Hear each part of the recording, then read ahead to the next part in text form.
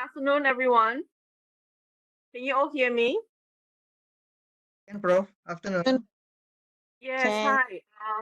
Yeah, I'm here to take the attendance. So this is the first part of the attendance. Can you all take this is 1 to 4 p.m. You take first, Anyone else not yet take?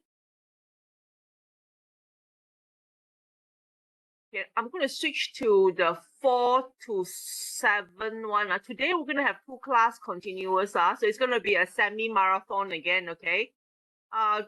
Hope Dr. Ambrose can yeah, hold up. Okay, this is the one from 4 to 7. Go ahead. Hope you get yourself a lot of honey ready.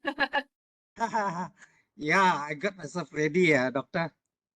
Your honey tea or honey lemon. Yeah, my honey lemon, yeah. You are clear about the lineup, huh? I think because the other day MQA says that they want it to be as more relevant to the different industry lah. So we think that it should be like we'll try our best to tailor it to like maybe the major 4 lah, chemical, civil. I think majority is still civil because most of us are civil lah. Yeah, I think about 60% of students here are actually from the construction and civil background, and then there are some that are from mechanical manufacturing, 1 or 2 from chemical, and also 1 or 2 from electrical electronics. Maybe you can touch on electrical electronics and also chemical or solar. How, Prof? Doctor? Yeah, no problem. Yeah. Yeah. I will include both. Yeah. Yeah, and also majority is still civil mechanical lah. Yeah. That is the direction that we're going to lah. But it is a bit tough lah. We are all trying to adjust as well. There was a lot of comments about different industries, in the courses. Yeah, and then they said they cannot be too general. We're also pending. Yeah, we're trying to find what is the best Like approach. a balance. Yeah, I think we are on the right way, except we haven't fine-tuned it. Yeah. Yeah. Today you're going to cover the contract, right? Like what is offer acceptance and that kind of things, and also, are you also going to do environmental acts today? Yeah, including environmental act. Yeah. Yeah. Okay. Just finish early if you guys are tired. Like I'm not only you are tired. I'm sure the students after 6 hours they could be very tired also. Let's try to finish before 6:30 lah, or 6 lah. Yeah. Okay, we try to target that time. Yeah. Okay, I will be doing the recording as usual, so don't worry, I won't be around. I'll just keep it recorded so that I can post it up on eLib later on. Yeah. And doctor, you need to pass me some of your notes, because if not, I have no record. It's going to be a bit sustained for me later. Yeah, put in the course files. Yeah. Yeah, no problem. I'll do that. Okay, and anyone else from 4 to 7? Some of you, just now you did it one for 1 to 4 o'clock. This is 4 to 7. Can you all click on it, please?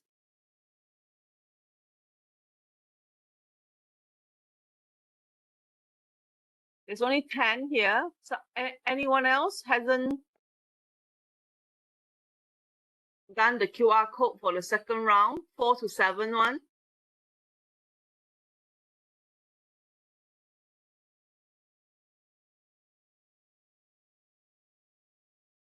It should be 15 so far, I've seen.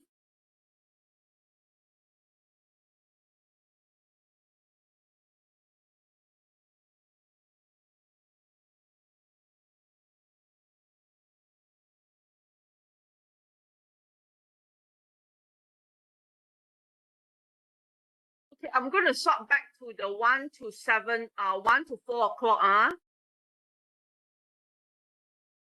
Okay, 1 to 4 o'clock. Anyone else hasn't? There's 16 of you here, 1 to 4 p.m. Anyone else that hasn't punched in? Yep, 17 now.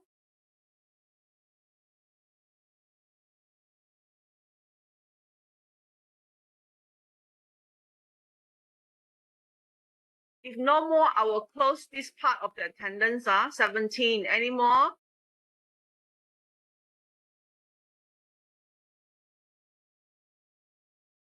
Okay, now for the 4 to 7, this is the QR code for 4 to 7, only 12.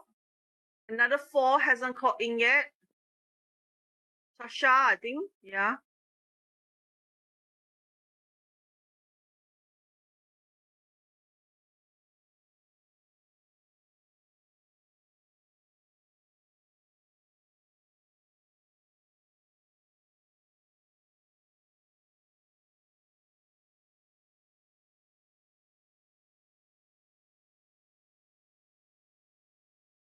Hey, come on, 4 to 7.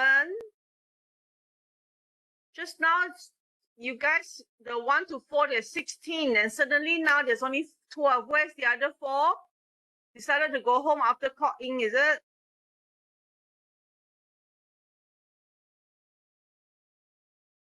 There is 2 QR here today. You hear me?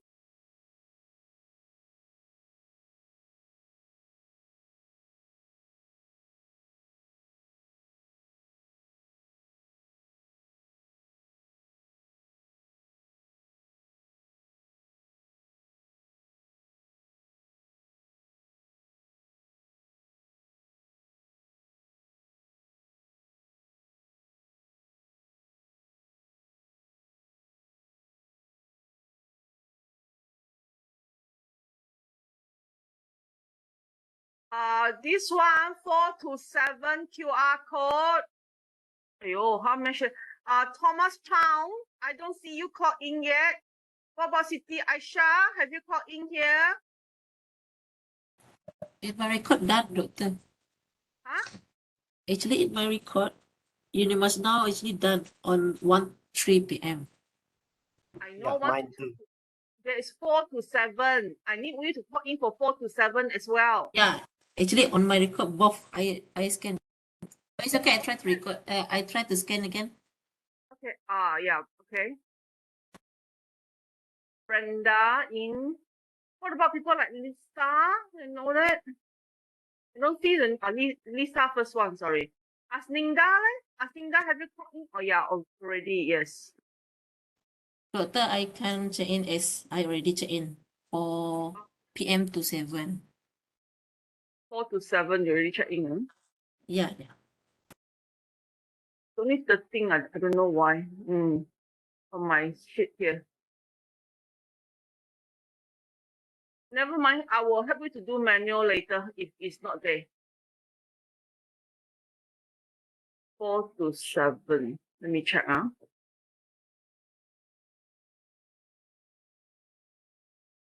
Yeah, Thomas is your in already. Oh, here on 17. Oh, that's very weird, Okay. You're all here. You're all here. There's 4 absent. Adriana, Lee Jun Tak, No Africa, Shasha.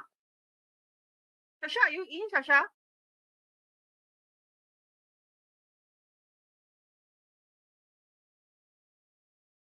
No Africa?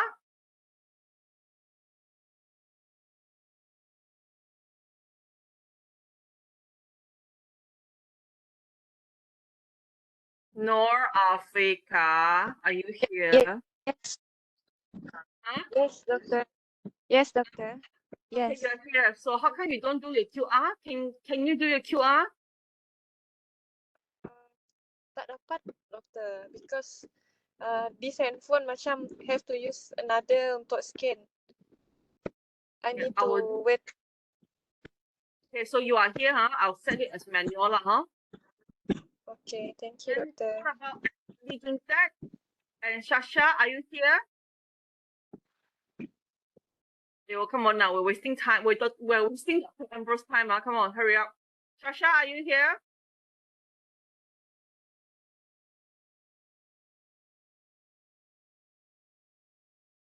Okay lah, no sound. Assume no lah. Lee Jun Tak also not here.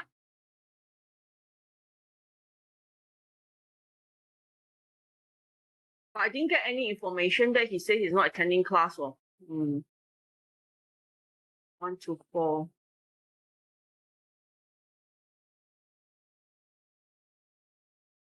It also not Africa. All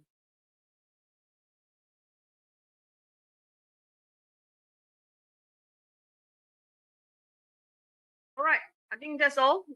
You guys can proceed with class. Let me confirm on my recording. Yes, it's in progress. Yes, 2 QR code taken already. Okay, so I'll off all this. All right. Yes, Dr. Ambrose, the floor is yours. Thank you. Have a Yeah, good thank everyone. you. Thank you, Dr. Ting. Yeah, bye-bye. Good afternoon to all of you. How are you today, this afternoon? Afternoon, doctor. Good afternoon, doctor. Good. How are you?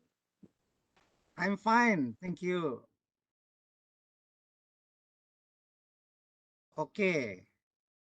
Now, for my portion of the legal matters, yeah, in contract management. Yeah, for today, we will looking into the engineering law applicable to the different engineering field, yeah. The different engineering field, the major one are the civil engineering, chemical engineering, electrical, electronic, yeah. We have learned what is contract act, yeah. The different type of contract in the different engineering industry. The contract applicable to each engineering industry will be different due to the needs of certain engineering field, but they do have common term and condition, yeah. What are the contract documents? These are under LU2, yeah. Under LU3, what makes an engineering contract? Yeah. All the important elements of contract, such as offer, acceptance, legality, all this, yeah. Who can contract? Who can make contract? The standard form of contract used in the different engineering industry. This is under LU3, yeah. Today, we will also cover the LU4, the environmental acts, yeah. What are the applicable acts, environmental acts currently in Malaysia? These are relevant to civil engineering, mechanical, manufacturing, electrical, electronic, and chemical engineering. So for today, we will cover part of Contract Act, yeah, that we have not covered earlier on. And then we move to the Environmental Act. Now, Sorry, Dr. Ambrose. I yes. cannot see the screen share. Okay. I purposely don't share the screen because I prefer you to listen to me and we discuss. Yeah, you can read the notes later. Yeah, that is my strategy. Yeah. Otherwise, you read the slide or the notes, but you don't listen and you don't discuss with me. I don't like that way. Yeah, so we must contribute. Yeah, right? Okay. Now, your group Sorry, doctor, assignment, I yeah? thought I cannot see. Sorry? Sorry? I thought my line is not good just now. That's why I asked. Yeah, I purposely make sure that you listen to me. Yeah, we will discuss the issue as we go along. Yeah. Now, for group assignment, yeah, 20%. Yeah. Group 1, you have not given me the topic. Yeah. Group 1, and there will be 2 exam question from me. One will be under the Contract Act, one question, and the other question could be Environmental Act or Occupational Safety and Health Act. Either one of these will be in your final exam. Yeah, I will give you tips, hint on which one of the act I will include for your final exam. Yeah. Can I get the input from group 1? Why you have not given the topic? Yeah. Who are in group 1?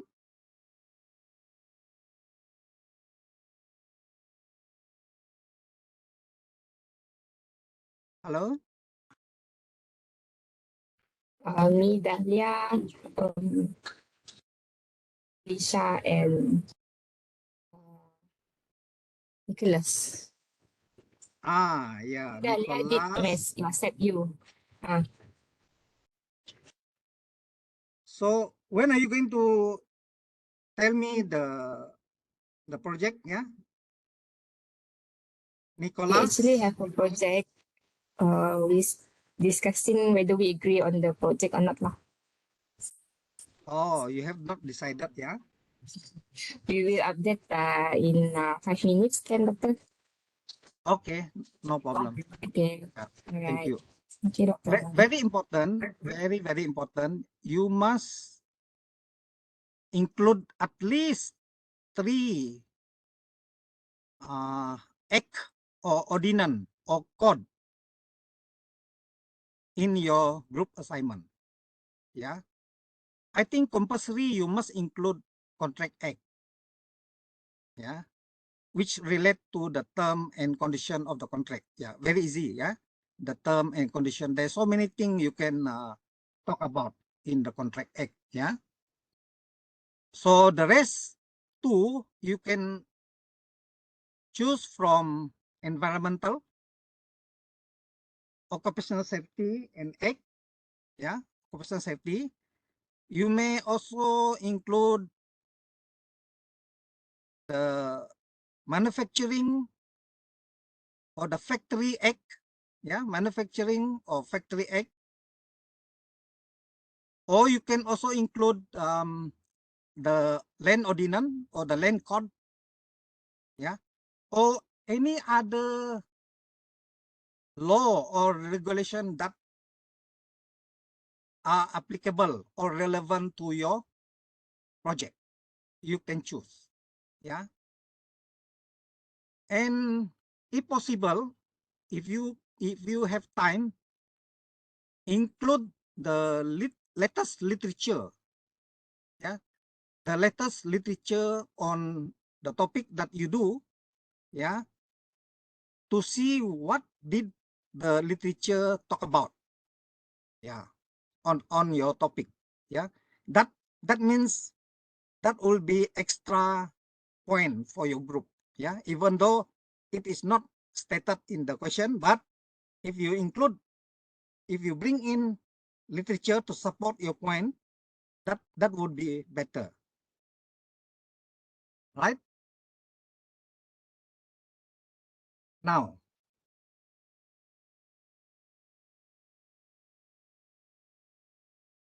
under the different engineering law that are applicable to the different engineering field, yeah, you have the common Contract Act, which is used by every field in the world. Yeah. Civil, mechanical, chemical, electronic, electrical, manufacturing, even other professional bodies like accountant, lawyers, all kind of profession, they use the Common Contract Act, right? And most of the contract in the world, they are referring to civil engineering, yeah? Project Contract Act, for example, yeah? Even in our country, in Malaysia, most of the contract are related to civil engineering, electrical engineering, yeah? Maybe to a certain extent, chemical engineering, yeah? And ordinance, those ordinance that are relevant, for example, the Sarawak Land Ordinance or the Sabah Land Ordinance, yeah? In West Malaysia, they use the National Land Court, yeah? They call it the National Land Court, yeah? So these are the act, the ordinance, the code, the engineering law that are being used, that are relevant to the engineering field. For example,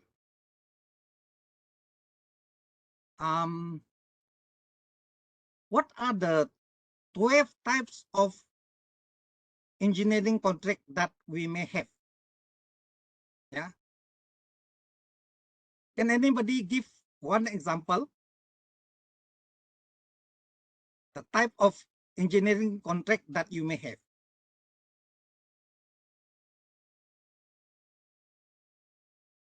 Anybody want to try? Dahlia?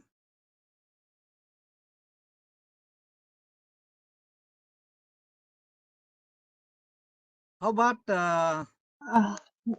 I think Brenda, is it like you did a lot of, yeah. Yeah, please carry on.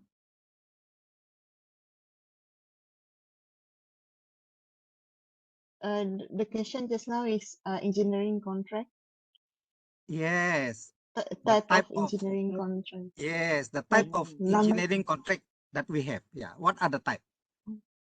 like lump sum contract, is it Yes, correct. Lump sum contract. What else? fixed price contract, Yes, fixed price contract. What else?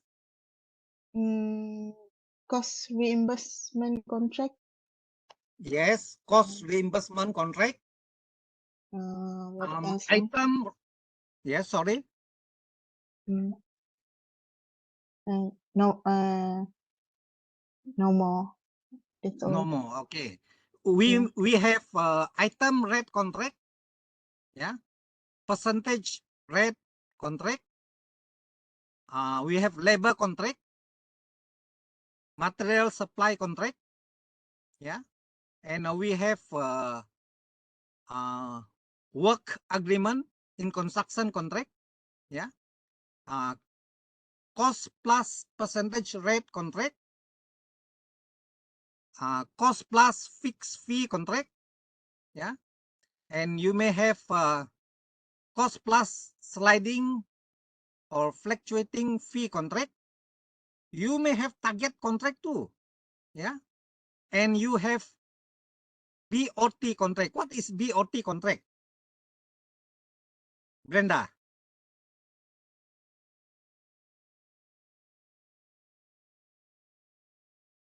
Anybody want to try BOT?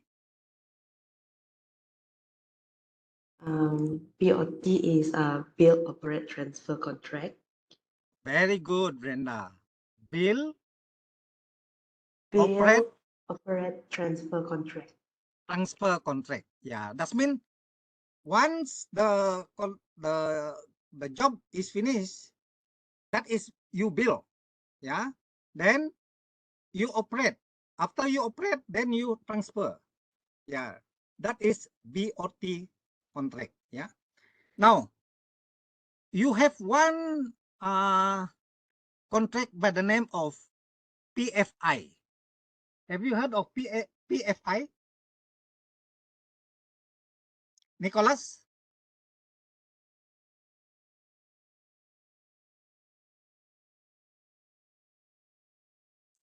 Anybody want to try PFI?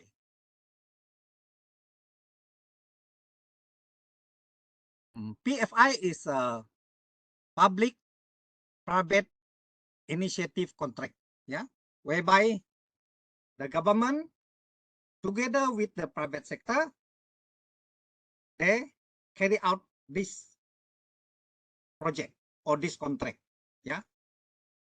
Do you have any PFI in Malaysia?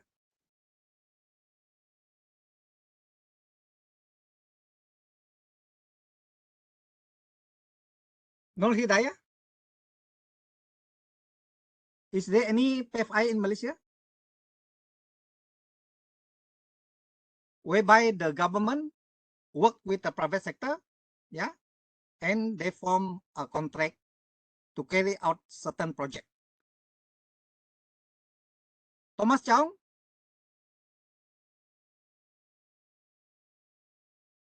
For PFI, I'm not sure, Doctor. But how about the highway project? Is it considered PFI? Yeah, if the private sector work with the government, yeah, agency, Yes. that is considered as PFI. Yeah, for example, in Thailand, yeah, or Singapore. In Thailand and Singapore, they build the MRT, the mass transit railway, yeah, using the PFI model. Yeah. So the government and the private sector, they work together. Yeah, they form a consortium and they carry out the project. And that is what we call PFI. Yeah. Yeah, that is one example, yeah, whereby the building of very big project, yeah. For example, MRT. Pen Borneo Highway, I think is not PFI, yeah, because the money come from the government, yeah, and the government contract it out, yeah. Now, what is a lump sum contract? Ibrahim, what is a lump sum contract?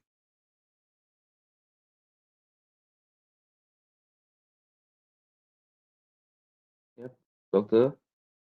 Yeah. What do you understand by a lump sum contract? It's a type of contract in construction. Yes, correct. It's a type of Where the contract in single the, price is quoted for the whole entire project. yeah, that is one lump sum amount, yeah, Yeah. quoted for the entire project from the beginning until the end, yeah. That is a lump sum contract. And this is the oldest form of contract, yeah, but very popular, even in Malaysia, lump sum, yeah.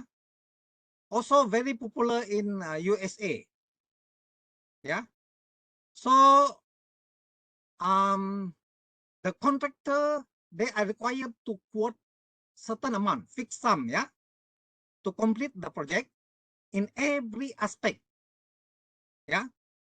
So included there are the schedule of rates, yeah. They also include the terms and condition, how the payment is going to be made,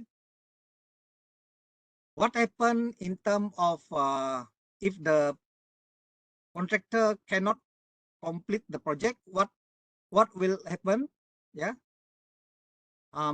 What are the rights and the obligation of both party, yeah, the contractor, yeah, and also the government, yeah. what are the rights, what are the obligation. Yeah.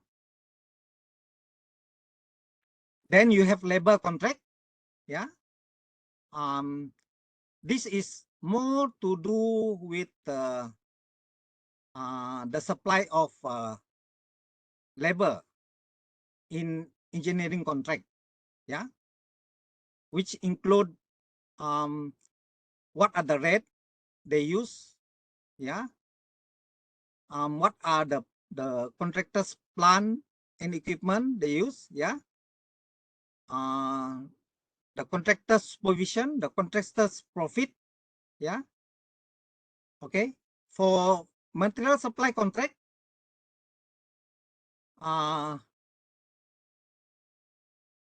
it refers to the supply of materials. Yeah. Quantity, the quantity of materials, the quality. Yeah. It covers the tax. Is there any tax? Is there any carriage expenses, delivery charges? Yeah. What is the period, the time period of the contract? Yeah. Whether it's a tender or whether it's a quotation. Yeah. Or whether it is a negotiated contract. Yeah.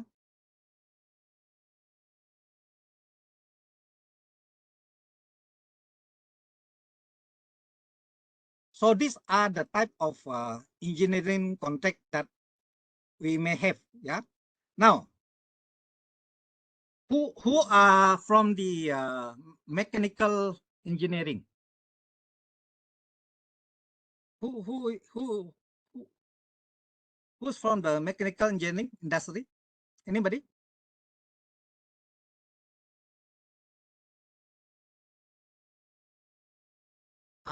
Lee Juntek, ya.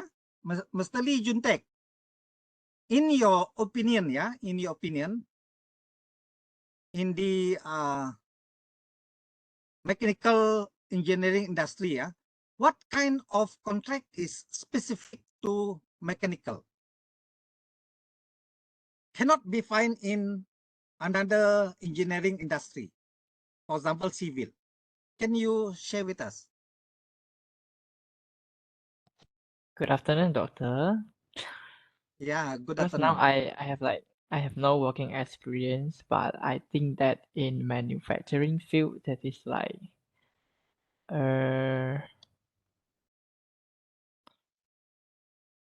different kind of contracts like as compared to like other engineering like civil and electrical outside there. But as for the engineering firm or M&E, I think it's more or less like the civil engineering firm, which follow the 4 types of contract, which have the lump sum and yeah, based on what we have learned before. As for Yeah, the outstanding contract that will not find in other, I'm not sure about it. yeah. There is one mechanical engineering firm that I have audited in Perak. Yeah. So this firm is a new startup. Yeah. What they do is they process chemical. Yeah. They process chemical to the standard required by Petronas or to the international standard required by international firm. Yeah, there are certain standard that they must comply. So when I read the contract, this mechanical engineering contract, they consist of mechanical. Yeah, they also consist of chemical contract. Yeah, there are certain contract that are similar, the same. Yeah, but there are certain part of the contract that are unique to mechanical only. Yeah, and there are certain contract that is unique only to chemical. chemical engineering. Yeah. So all engineering industry, they have common contract. Yeah. But there are certain contract that is only relevant to that particular industry. For example, when I check the contract for the chemical industry agreement, yeah, chemical industry agreement within Petronas and this firm, yeah. So what they require are this firm must produce certain grade of chemical that only Petronas use, yeah. If they want to export to international market, yeah, they must follow certain standard of chemical, yeah, that can be accepted and can only be sold through Singapore, yeah, not through Malaysia.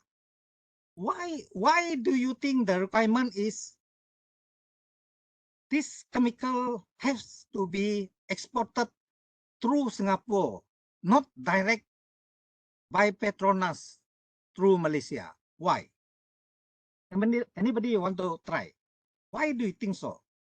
So this contract is unique, very unique, yeah, because they cannot export direct from Ipoh to Petronas. They must export through Singapore. Why?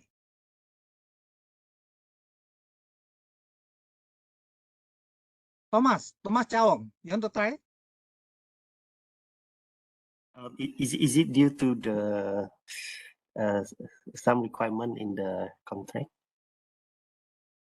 Yeah, it is stated clearly in the contract. You are right, Thomas, yeah? The contract says this chemical, it cannot be exported from Malaysia port. For example, Port Klang or Port Johor, yeah? Cannot. It has to be shipped through the causeway between Johor and Singapore, and then go to Singapore port. Why? What is the reason? Yeah, it is stated in the contract. What is the reason that they must do so? This is the question. How about Siti Aisyah? What do you think?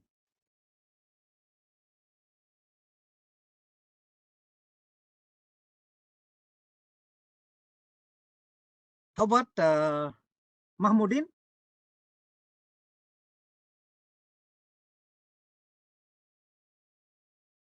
Maybe because of the material the policy that our country have, which is stated that we need to pack from the Singapore.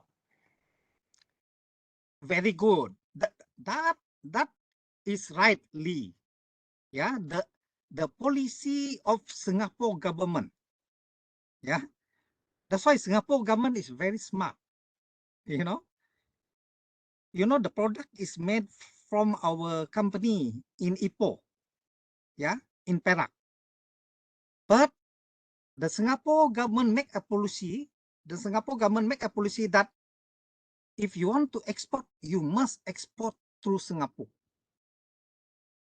So that is why a lot of our product, yeah, a lot of Malaysian product have to be exported through Singapore, even though we have the port facilities to do it in Malaysia.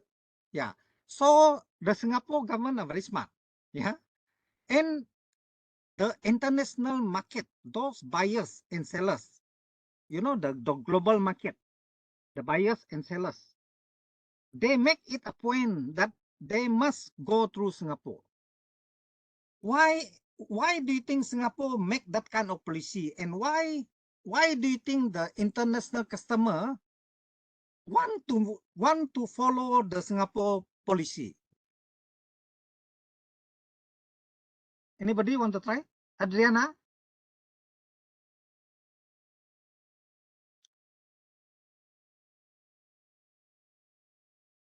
About Afiga Hasri.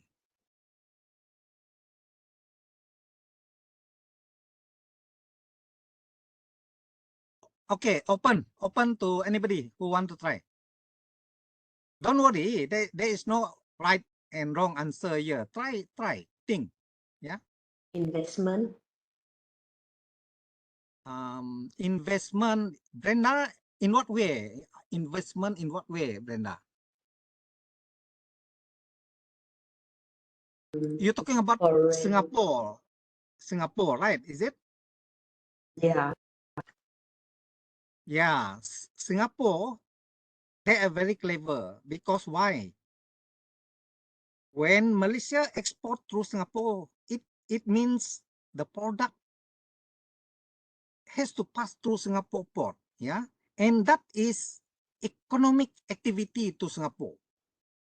If it doesn't go through Singapore, then there is no economic activity for Singapore, yeah.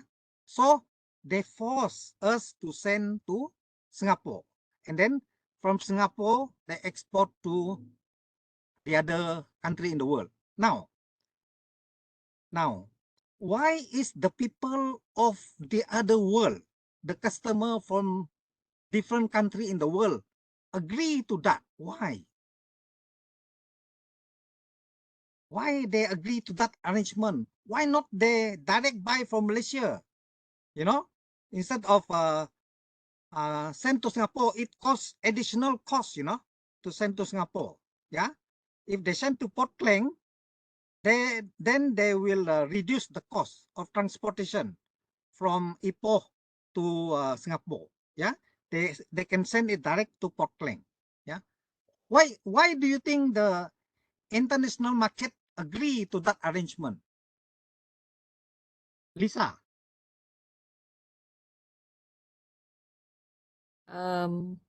Maybe they want to build good relationship with Singapore. Yeah, that is one of the reason the importers, yeah, those countries that import the product, they want to carry out good relation with Singapore. But one thing, very clear from what I discover when I talk to the people in that company, that firm, yeah. The firm is owned by our local Malaysian engineers, yeah. And then I think he married to an engineer from Singapore, yeah, Singapore engineers. So this Malaysian engineer and this Singapore engineer, they work together and they come out with this product, yeah, which meet the standard of Petronas chemical standard, yeah, and also they meet the international standard, yeah. So this company is very successful. The first year they operate, I think they make 10 million profit, yeah, and the second year 20 million.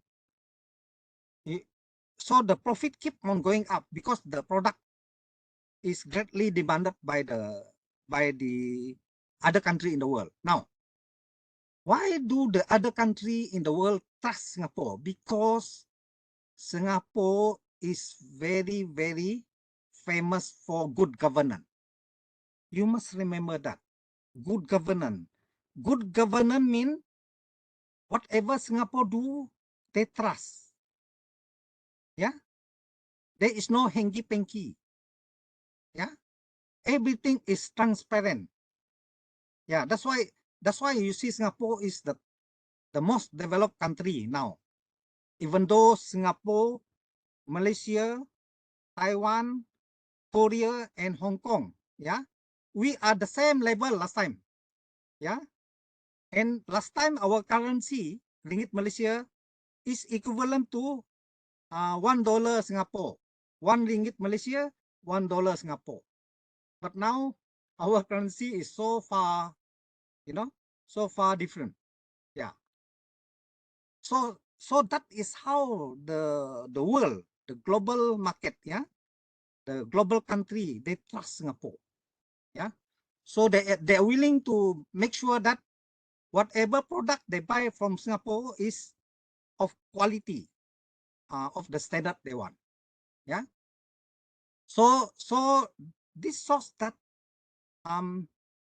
all the engineering industry, yeah, chemical, civil, mechanical, yeah, electrical, they all have a unique agreement, unique contract, yeah, that is relevant to their own industry only, yeah.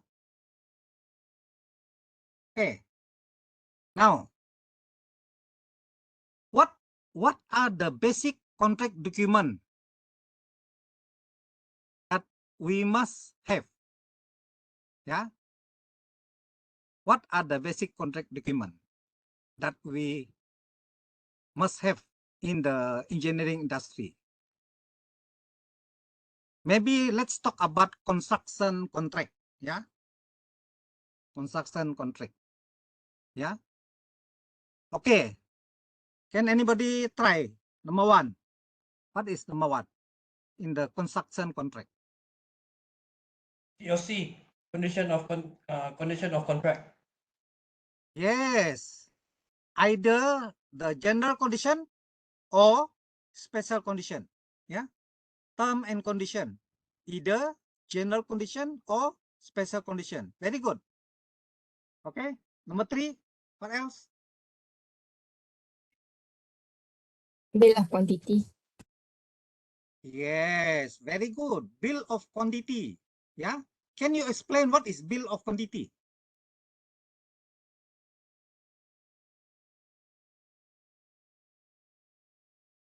It's a breakdown of the that will be carried out in accordance to the drawings and spec for the project. Yeah. Right. It refers to the detail. Yeah, the detail work that will be carried out in terms of volume, in terms of rate, and what is the amount involved. Yeah. How about general condition just now? What do you understand by the general condition of contract?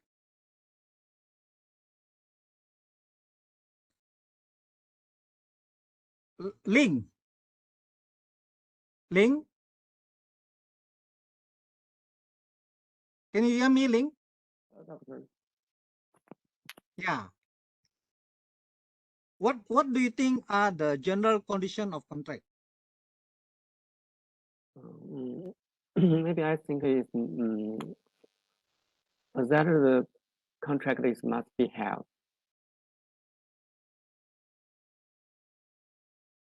Okay. Can you give example?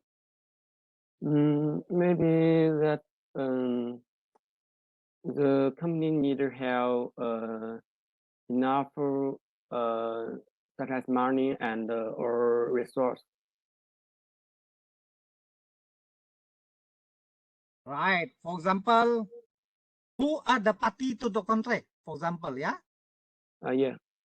The government, the company, or the individual. Yeah. The parties to the contract. Yeah. Secondly, second example, yeah. The general condition. What is the period of the contract? Yeah. Is it 1 year, 12 months, 24 months, 2 years, or is it 3 years? Is it 4 years? Yeah. So these are the example of general condition. Yeah. How about Siti Aisa? What do you think are the special condition of contract? Special condition, maybe about the insurance, the payment. Yes. How are payment going to be paid? Yeah. Should it be paid monthly, or should it be paid by completion of certain percentage? Yeah. So that condition is special to this contract only. Yeah. If in a different contract, it could be different. Yeah. Very good. Now, bill of quantity we already mentioned. How about the scope of work? What do you understand by the scope of work? Lisa? when you talk about contract, yeah, construction contract, yeah, what do you mean by the scope of work?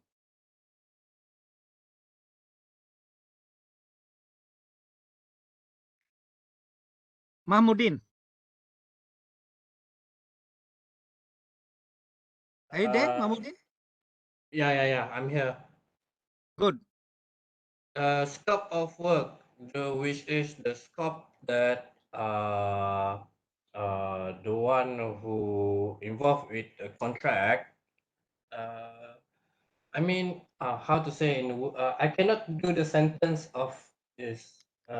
Okay, for example, the Pen Borneo Highway. What are the scope of work of the Pen Borneo Highway? To upgrade I think it's existing road. requirement of standard for the particular project. Yeah, Standards. yes. What are the list of the work that they must complete? Yeah. That is the scope of the work. Yeah. From starting until the end, what they are supposed to build, what they are supposed to complete. Yeah. That is the scope of work. Yeah. Now, how about the work schedule? What do you understand by work schedule? Gantt chart, example Gantt chart for monitoring progress. Work program. Yeah, it can be shown in the Gantt chart. Yeah, that is the work schedule. Yeah, very good. How about the drawing? What do you understand by the drawing? Contract drawing, how the Plan work of should building. be carried out. Yeah, can you repeat again, please, Dalia? Contract drawing, how the work supposed to be carried out. Yeah, for example, the architecture drawing. Yeah. Yeah. For example, yeah. Yeah. Yeah, and also it shows how the work, yeah, how the building is going to be built. Yeah, normally it's drawn by the architect. Yeah. How about technical specification? Melissa, what do you understand by technical specification?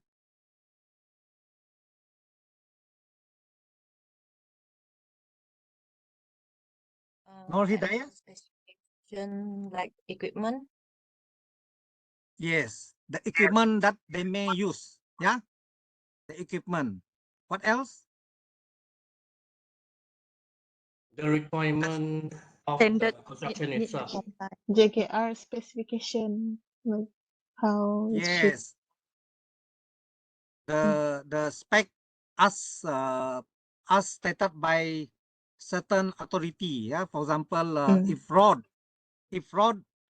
normally we refer to JKR technical specification. Yeah, or we can refer to DID. Yeah, DID or the technical spec. Yeah. How about the contract agreement itself? What do you understand by the contract agreement? This is the most important part of the contract document. Yeah, contract agreement. What is contract agreement? Term and condition of project. Yes, the term and condition of the contract of the project. Yeah, what are the rights of the contractor? What are the right, the obligation? Yeah, the responsibility of the two parties to the contract, whether the government or the company. Yeah, very good.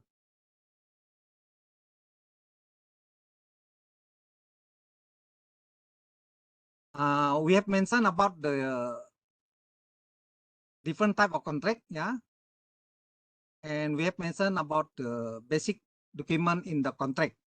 Yeah.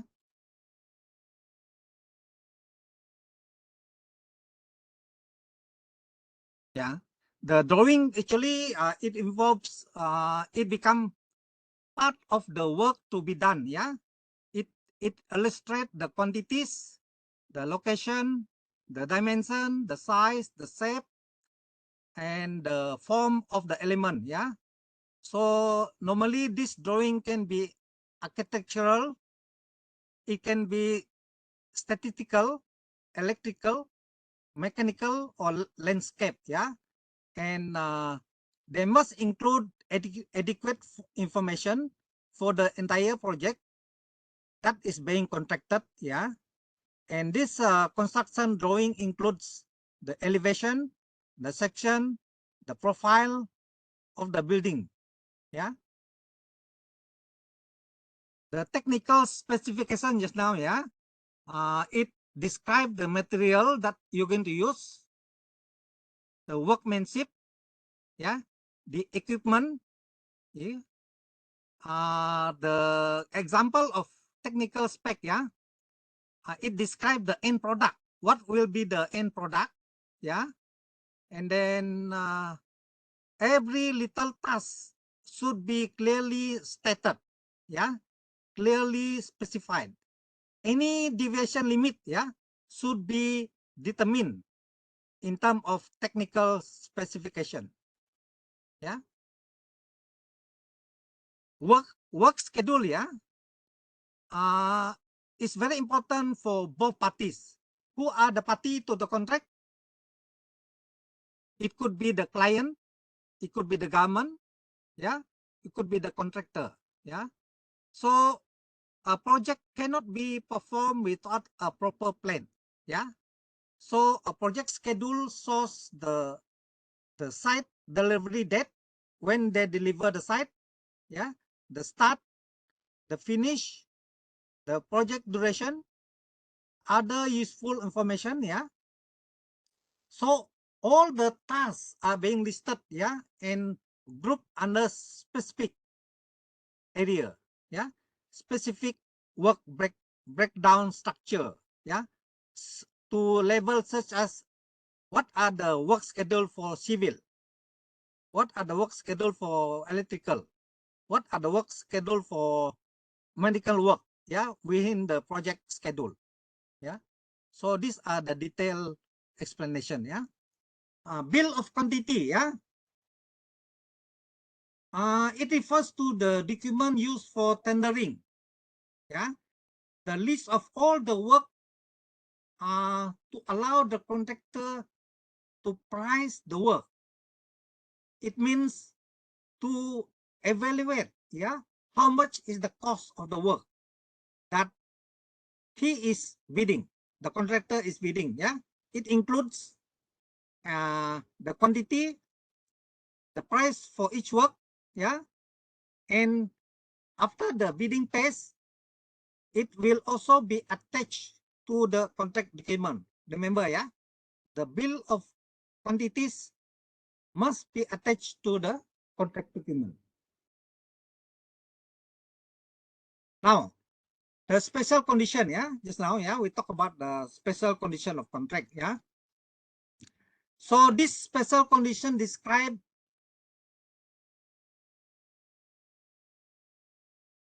specific requirement or certain instruction for the work, yeah. Mostly these special condition, they are addendum to the general condition of contract, yeah. So this special condition includes the detail, yeah, the condition regarding the individual tasks or regarding the whole project, yeah. Now, general condition, yeah. So it includes general terms, general items such as utilities. That is general, because everybody use utilities, yeah. The vehicle they use, the organizational structure, mobilization, yeah, demobilization, yeah. So these items are not directly related to the construction activities, yeah. They are not directly, but it is the obligation of both parties to the general condition, yeah, that covers also the overhead costs, the bonus given, yeah, paid, yeah, and some other condition that are included under the general condition. Now, the scope of work just now, yeah, what are the scope of work? It describes the project, yeah. What are the project deliveries, the deliverables, yeah, and the statement of work, yeah. So it must specify all the tasks involved, all the duties, and the limitation, yeah, that we anticipate in accordance to the project objective, yeah.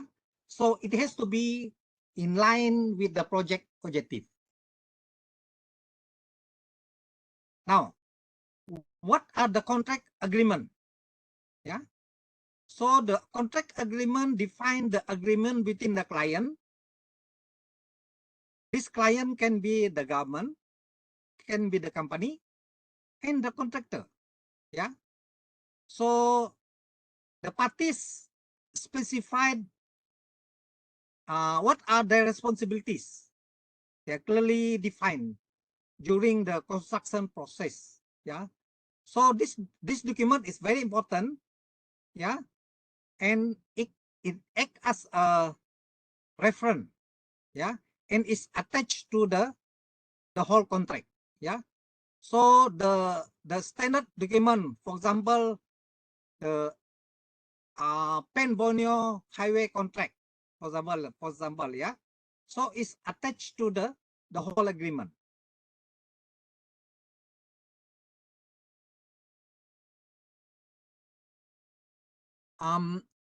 Then we have the construction insurance. Yeah. Why do you think we must have the insurance for the contract, the construction? Bibi Amira, why?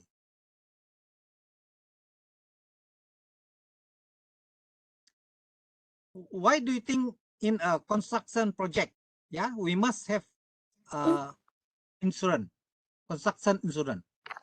Because we need to cover for any incidents related to the construction or any incident that to third party in terms Yeah, of very good. Yeah, money. because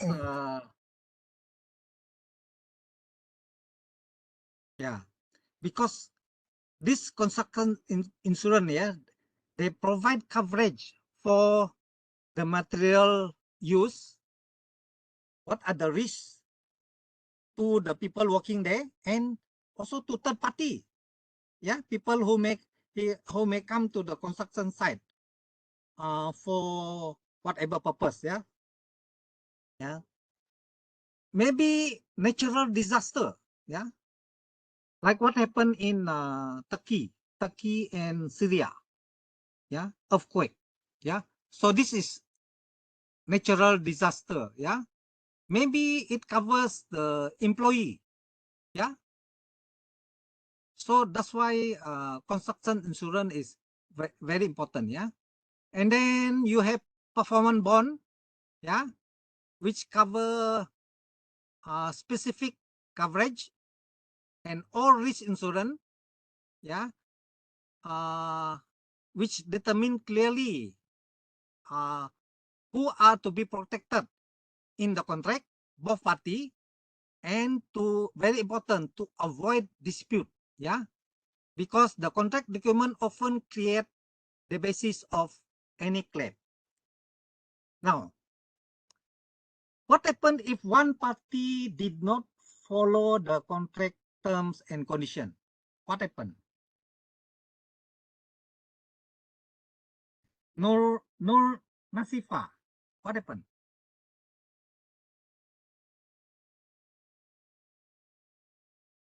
Penalty or breach of contract. Yes. If you fail, for example, the assignment that you're doing, right? Yeah, the assignment that you're doing. Make sure the term and condition, yeah, the term and condition is fair to both party. Yeah, no party should be at a disadvantage. Very important. Yeah, when you do your assignment, you must make sure the term and condition to both party is fair. Yeah, to both party is fair. Yeah, and secondly, what happen if one party did not fulfill the term and condition? So they can enforce it according to the term and condition. What did the term and condition say if one party failed to follow the term and condition? Yeah, so the term and condition must stated carefully, yeah, in detail, what the party can do if the term and condition cannot be fulfilled. So this is how you approach your assignment, yeah, using the contract act. Yeah, you must make sure that the contract act is being followed. Yeah, and see whether the term and condition is favorable to both party. Yeah, and make sure that there are term and condition that party can take if certain term and condition was not fulfilled or cannot be fulfilled completely. Yeah. So any question so far?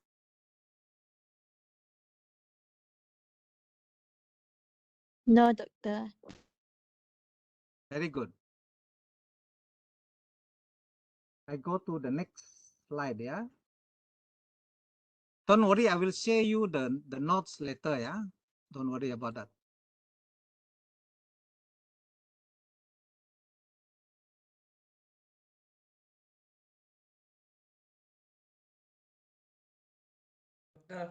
I have one question. Yes.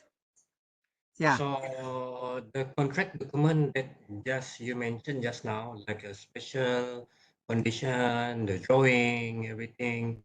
What if it's not tally with each other? Is it have a hierarchy of this contract document? For example, in the special condition that's saying you need to relocate, you cannot touch any electric pole, but in the drawing say you need to relocate this pole. It's not tally with the special condition. Very good. Mahmudin, you asked a question that really happened in reality. Yeah. So in this case, the contract say, yeah, I believe this is a construction or building contract, yeah, whereby the electric pole, they must shift it out. That is the condition of the contract, is it? Mahmudin? It's just an example, a special condition that saying you cannot touch any electric pole. Okay. The special condition says no party should touch or what do we call it? Relocate. Take out or bring away. Yeah, you shift the electrical pole. Yeah, no party should touch the electrical pole. That is the special condition. Yeah, correct? Huh? Yeah. Now, but in the drawing, what the drawing say? The drawing say clearly mentioning the electric pole to be relocated to other place. Yes, the drawing clearly indicate that no, this electric pole must be shifted to another place. Yeah, so the drawing, the designing of the drawing by the architect, yeah, and the special term and condition doesn't tally. Yeah, doesn't tally. bercanggah, it clash. Now, this happened in many government projects that I audited. Yeah. The drawing say different thing. The special conditions say different thing. Yeah. So what happened? Now, in this case, why both party allow it to happen? Why the contractor is one party, the client is another party? Why did the two party allow this problem to happen? That is my question, Mahmudin. Yeah. Maybe the drawing comes later than the agreement itself. The drawing comes later than the agreement itself. Yeah. Normally, the drawing must be completed first. Yeah. Then followed by the agreement. But in reality, it did not work that way. Yeah. Maybe they have drafted the agreement, but they forgot to change the drawing. There's a possibility. For what I understand is, for example, for the construction, the design and build, the Design and design. build, yes. Yes. The agreement come first, and then the design come a bit later. It's just totally using the apa nama, the conceptual drawing only. It's not totally the construction drawing. That's mean both party, yeah, the technical people involved from both party, the client and the contractor, they must sit down to make sure that all the drawing and the special condition and the general condition, they must tally, they must be in line with each other. And if there is abnormality, like in this case, they must take action, yeah, to adjust the abnormality. So is there any hierarchy of this document? I mean, whatever say, let's say the hierarchy of the special condition is higher than a drawing. So can we just follow the special condition, and then ask the designers to change the design? Is there any hierarchy for this document? No. From my experience, I have been checking more than few hundred projects in my whole life. Yeah, big project, medium project, small project, yeah, complicated project, simple project, moderate project, even international project. I've checked it. I've audited it. Yeah, A to Z. Yeah. My last international project was Malaysian Pavilion in Dubai, UAE, whereby our country take part in the World Expo. Yeah, World Expo in Dubai in 2020. The aim is to bring every investor in the world, yeah, from every country in the world, yeah, more than 100 over countries in the world, to a place in Dubai. It's a desert. It's a desert area converted into expo site. Yeah, converted to expo site, and every country in the world is there. Yeah, so that is the time they convince the foreign investor to come to their country. Yeah, so I am fortunate to audit, yeah, to check this contract document. Yeah, so there is one abnormality that we found out. Yeah. In the drawing, in the design drawing, yeah, there should be no what do you call that? The support, you know, the pillar to support that particular base. Yeah, there should be no pillar in the drawing.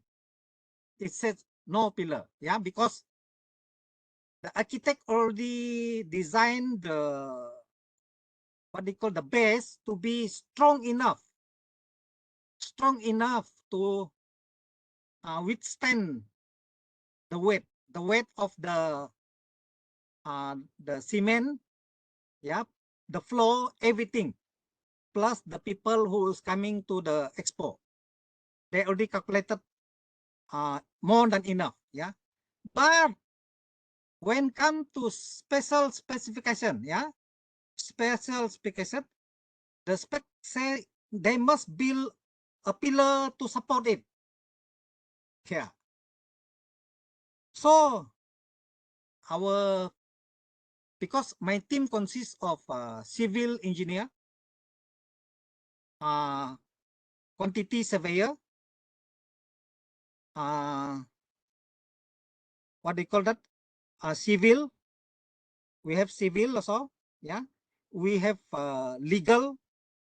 So every professional in the industry related to the construction, they're in my team, and I lead this team. So how do we decide which is more important? Is it the architectural drawing, the design, or is it the special condition of contract? What is the condition that we should follow? My first question to my engineer, to my team engineer, yeah, to the quantity surveyor, yeah. How do you determine, yeah, in terms of the strength of the building that can withstand the weight of the whole structure, plus the people who come to the building later on? Combine this, how can you guarantee that it will not collapse? It can withstand the weight. That is what I'm trying to ask them. So they told me, yeah, based on the architectural drawing and the certification by the architect, the drawing is good enough. Yeah. So the special condition is unnecessary. So what we do in our report, we say, based on the architect certification and confirmation, both from my team and the team of the contractor, yeah, and the government team that appoint the contractor, they agree that the architect drawing is solid enough, good enough. So we don't follow the special condition of contract. Yeah. So that is how we solve this problem. Yeah. Maimudin, do I answer your question? Yeah. But So, doctor, what yeah. if inside the special condition just now, mentioning the hierarchy of the document itself? It's already mentioned inside the special provision that's saying you need to following this hierarchy of this blah blah blah. Can the document I mean the drawing still can be changed? Okay. Now, what happen if in the contract it is stated that in case the design and the special condition did not tally, yeah, they are not aligned to each other, yeah, they clash, yeah. So which is of more authority, That is your question, right? Am I right? Yes, yes. Right. Now, for me, as auditor, yeah, for me as auditor, I have to consult my team members. They are professional engineer in the field. Yeah, I have to consult them. Yeah. Okay.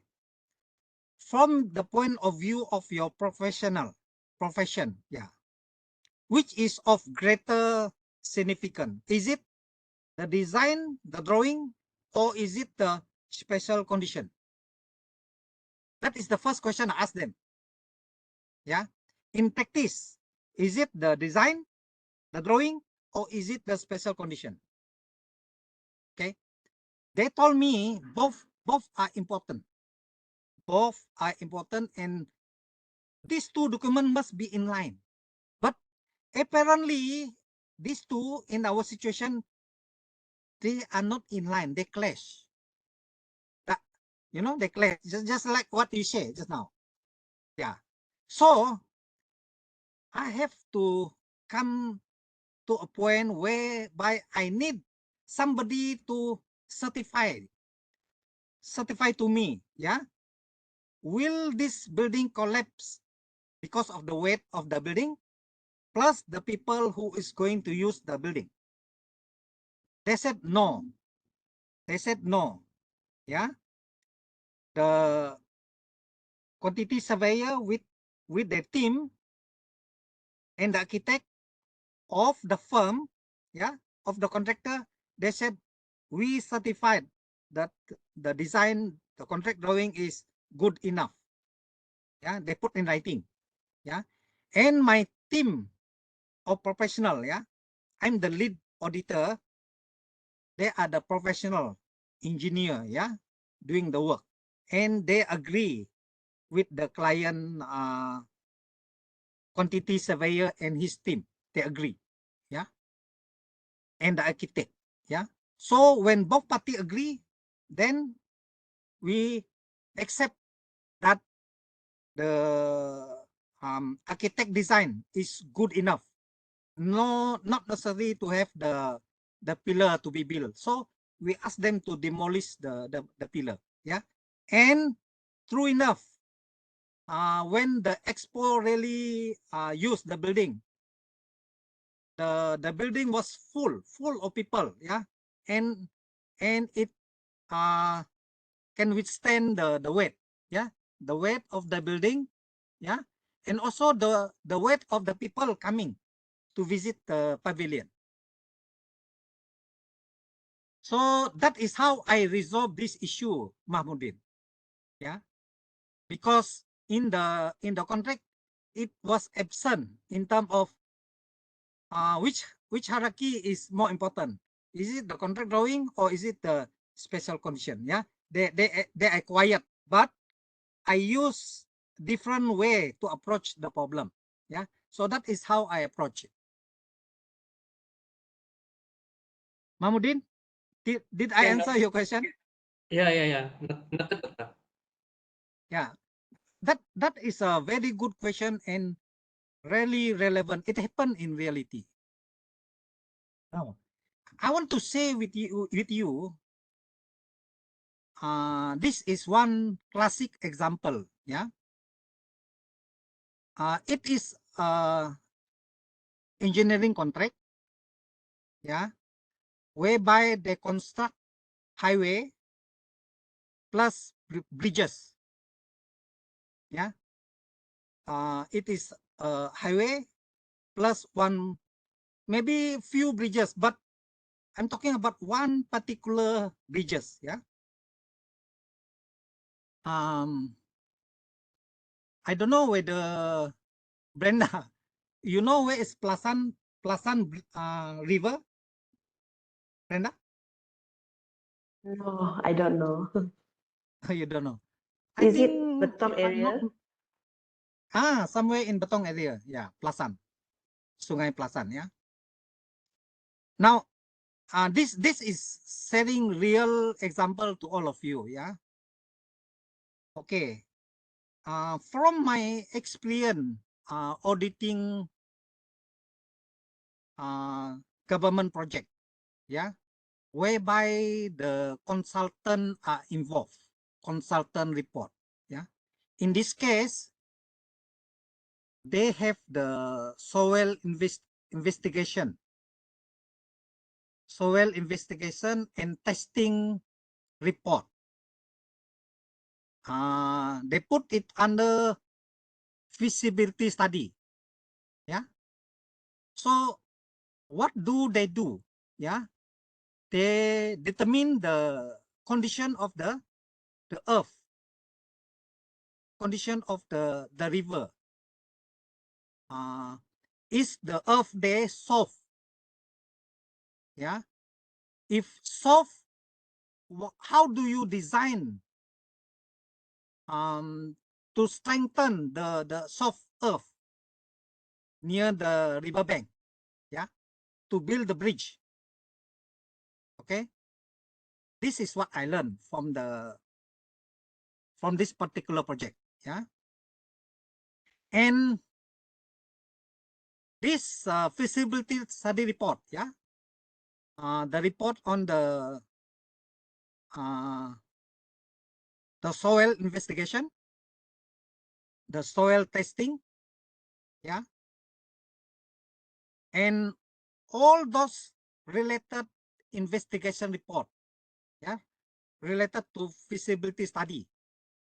So they come out, the consultant come out with the feasibility study report, yeah. So inside that feasibility study report, there is one very important report. They call it soil investigation, yeah. Now, what happened to this report?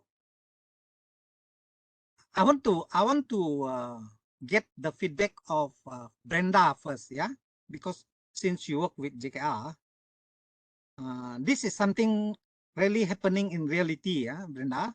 Now, in your opinion, do JKR engineers, yeah, they study or not the feasibility report, including the soil testing, the soil investigation done by the consultant? Do you check or not? I'm sorry, Dr. Ambrose, I don't work with JKR, but I believe that they study it. Oh, you don't work with JKR lah. Where you work as a consultant, is it? Yes, Jurutra Jasa. Oh, Jutra Dasa. Yeah. But in terms of your professionalism, you believe that the engineers in JKR do check the report, right?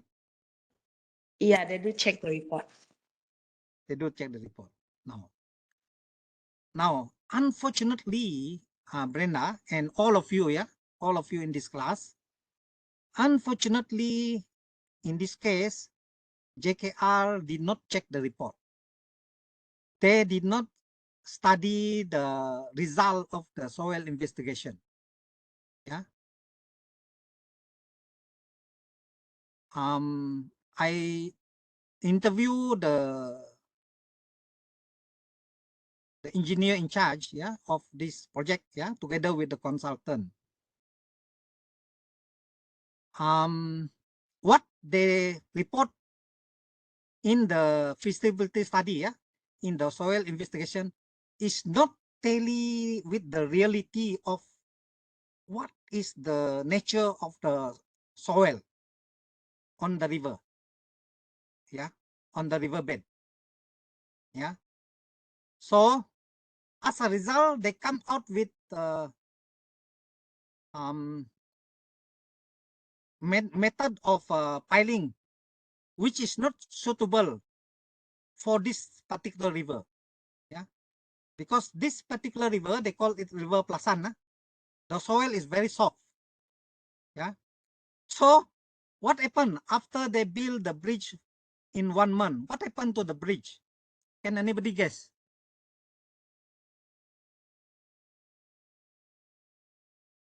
Jessica, can you guess what happened to the bridge? Yes, there's a settlement. No, not only settlement, more than that, Jessica. Oh, collapse. Is it collapse? Yeah, well, you're right. After 1 month, the bridge completed. The whole bridge collapsed. You imagine, yeah? The whole bridge collapsed. And I think they bring in consultant from UK, from London, yeah, to try to determine what caused the collapse, yeah. And the consultant from London clearly state that the soil investigation was not carried out as per the feasibility report. Yeah. So be careful, yeah, all of you engineers. This is reality. Yeah, I don't make up this story. This is the real thing happening. Yeah, to our Plasan River Plasan, Sungai Plasan Bridge. Yeah. So make sure that when you produce any report, make sure you do the real investigation. Do not compromise on the integrity of your report. Don't ever compromise. Yeah. Anybody want to comment on this, or you want to add anything?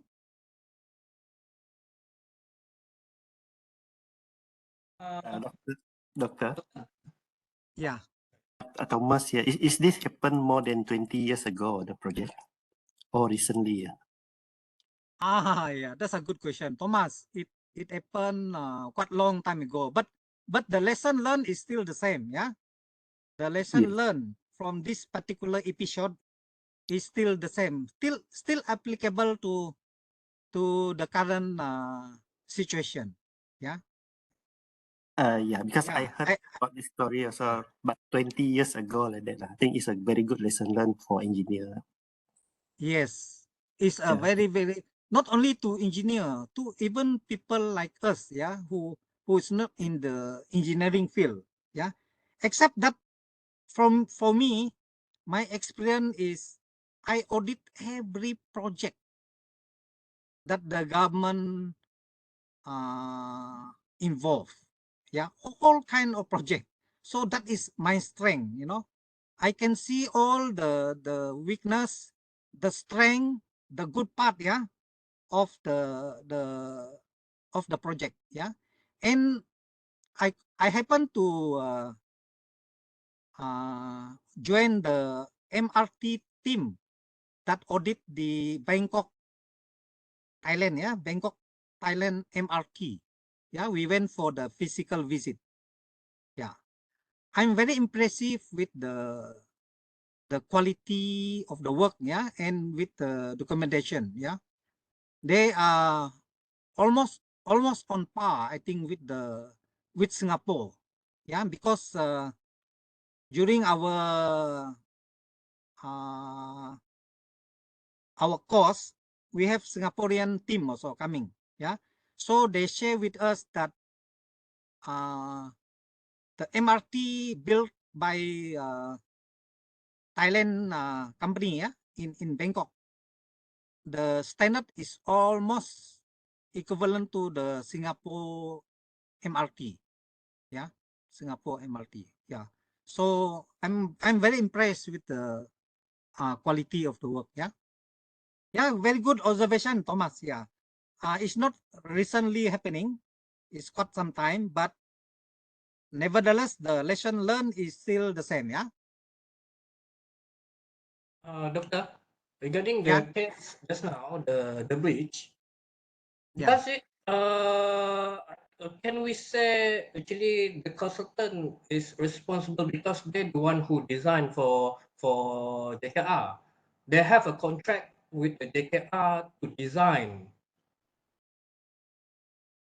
Very good question. Yeah, I like that. Because what I know inside our BEM policies is it's saying that The submitting person who signed the drawing will bear the responsible for what his design. Yes, you are right. Very good observation, yeah, Mahmudin, and very good sharing, yeah, because that is the meaning of you doing this master level, yeah. Not only you learn from me, you also share your experience, share your knowledge. So your knowledge with my knowledge combined become higher knowledge, higher level of knowledge. So that is the meaning of master level and doctorate or PhD level of study. Yeah, it's not that we look at the documentation alone. No. Yeah, we must think. Yeah, how to overcome the problem. Yeah, where we can share the knowledge and lesson learned. Yeah, so who is responsible here, Mahmudin? You are right. Yeah, whoever is the engineer who signed the report, the feasibility study, yeah, he or she is responsible. Yeah. So in this case, I think the government take action against the consultant. Yeah. And in our report, we also recommend to the government to suspend the license of this consultant because it result in damage to public property. Yeah. Luckily, during that time, Mahmudin, nobody used the bridge. Not yet open to the public. Yeah. What happen if it is already used by the public? We may have disaster. Huh? Right? Somebody may lost their life. Yeah. And we have no spare part for life. Yeah. Very good observation, yeah, Mahmudin. Anything else? Anybody want to share?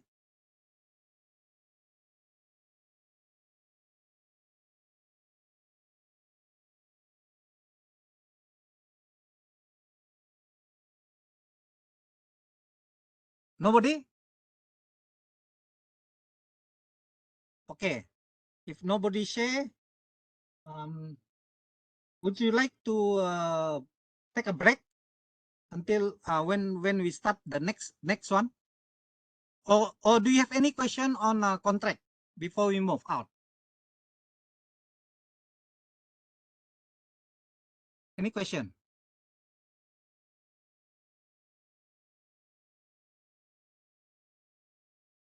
No question, Brenda. Yeah. Okay. If no question, maybe we take a break. Yeah. How many minutes you all need?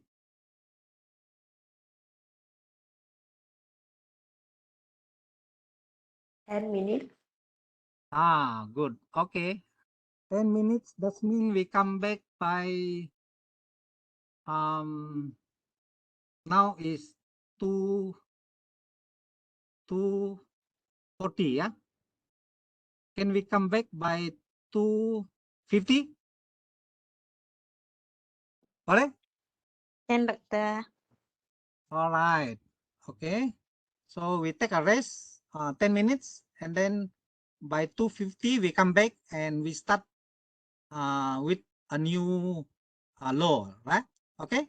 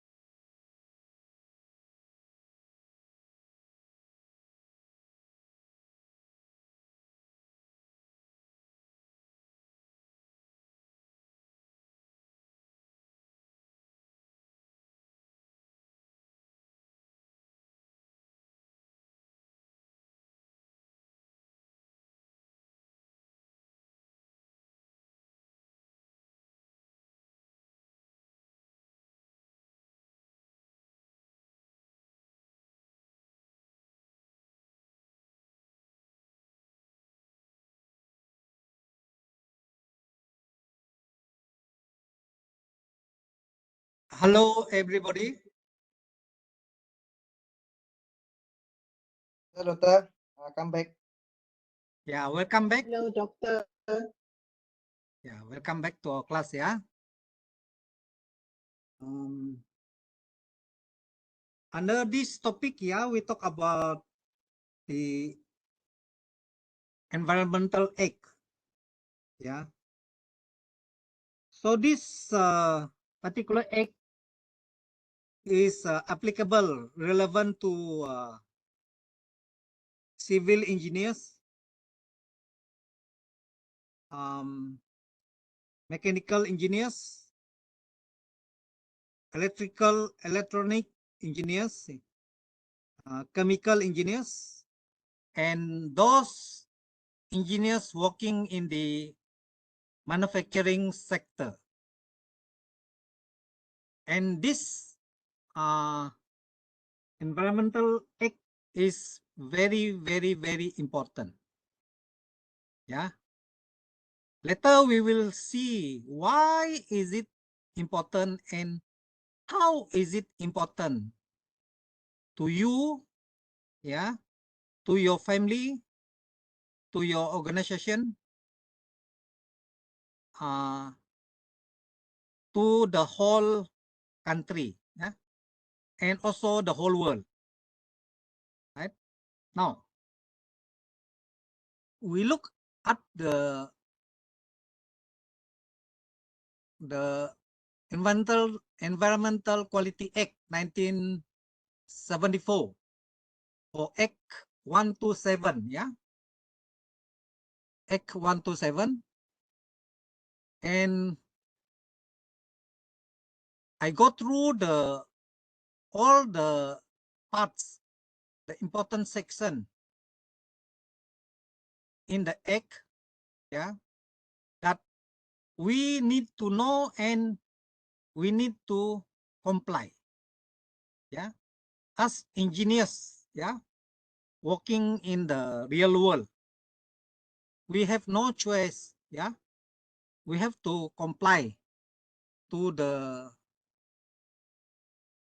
clauses, to the term and condition, yeah, as stated in the Environmental Quality Act, yeah. Now, just like any other act, part 1 is always the preliminary, yeah. Part 2 consists of administration, yeah, the administration involved in the act, yeah. It covers section 3 to section 8, yeah.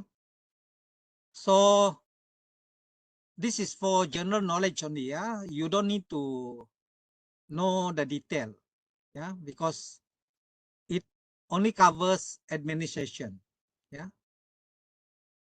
Part 3 of the Environmental Quality Act, this is important. Part 3, yeah. Part 3, you have 6, 7, 8 relevant section, yeah. So section 10, it talk about the licensing authority, yeah. Who are the licensing authority? What are the licenses that you need, yeah? And if you're given the license, yeah, what are the conditions to the license? Yeah. How long the license normally? And when should you renew? Can you transfer the license? Yeah. There's a need to register for the license. Yeah. And very important, the licensee must comply with the license. And the last section is how much the fee that you are supposed to pay. Okay. So these are the section that you can use in your group assignment. Yeah. Whether the project do they have any license as issued by the authority? Yeah, and do they have valid license? And if they don't have valid license, whether they can operate legally or illegally. Yeah. So if you do environmental quality, yeah, these are the section that you need to comply, and you can look into this section in your project. Yeah. Let's say the company comply with the licensing part. So you can say, based on our checking, yeah, on the documentation, we found that this company have a proper license to carry out their activities according to the Environmental Quality Act. Yeah. So that is how you approach your assignment. Yeah. Now, how about part 4 of the Environmental Quality Act? Yeah, part 4. Part 4, don't worry about the detail. Yeah, I will share with you this Environmental Quality Act with, and also the notes later. Yeah, I will share to you.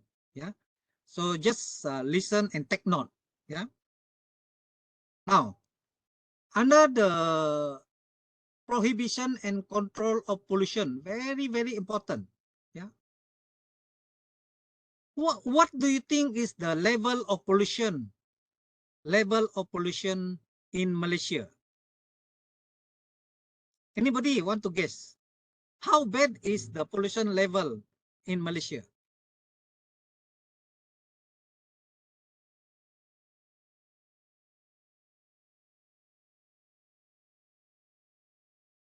Lin, you are from Beijing, yeah? I believe, yeah, from Beijing in China, yeah. No, from north of China. It's not Beijing. Oh, you from north of China? Which part of China? North. North and is near Shanghai. Near? It's very clear to, close to Shanghai. It's Anhui. Oh, close to the city of Shanghai, yeah? Yeah, It's a yes. very, very famous city, yeah? Yeah. I learned about this Shanghai city when I was still in secondary school, yeah? I already know where is Shanghai, yeah? I always admire this city. Now, in Shanghai, what do you think is the level of pollution there? Is it good? Is it satisfactory? Or is it bad? I think it's good because first I just learn about the waste management and the better the bachelor law is in Shanghai is used, and for other cities not used for the waste management. It's about the waste treatment, and I think that pollution is is very low, and another thing is that the factory is also very low in Shanghai, and it's also in the mountain or other city. Oh, very good. Yeah, I'm very happy to hear that. Yeah. So Shanghai has a good pollution control. Yes. Yeah. Yeah. Whereby you all comply with the Environmental Quality Act of China. Am I right? Yes. Yeah. I'm happy to hear that. Yeah. I saw keep it up. Yeah, Mr. Ling. Yeah. Make sure that we all live in a very good environment. Yeah. Yeah. Thank you for your feedback. Yeah. Thank you, doctor. Now, coming back to my country, Malaysia. let's talk about KL. If anybody from KL, or talk about Kuching, yeah, city of Kuching, or Miri, or any part of Sarawak, yeah, or Sabah, yeah. What do you think the level of pollution in those places I mentioned just now?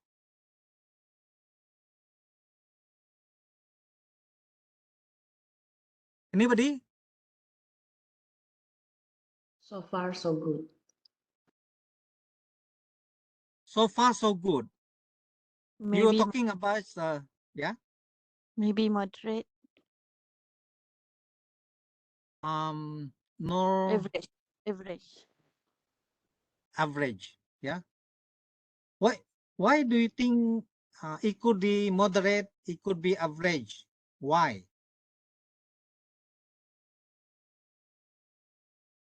Depends on the area.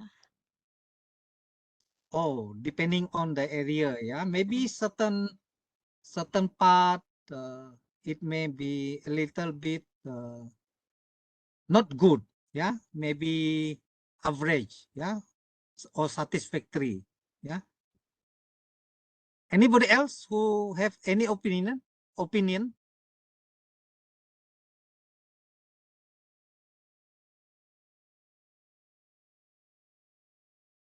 Okay, never mind. We go through the section first, yeah, and later we will see what happened, yeah, because I have those incident, the latest incident, yeah, that we can discuss later, yeah.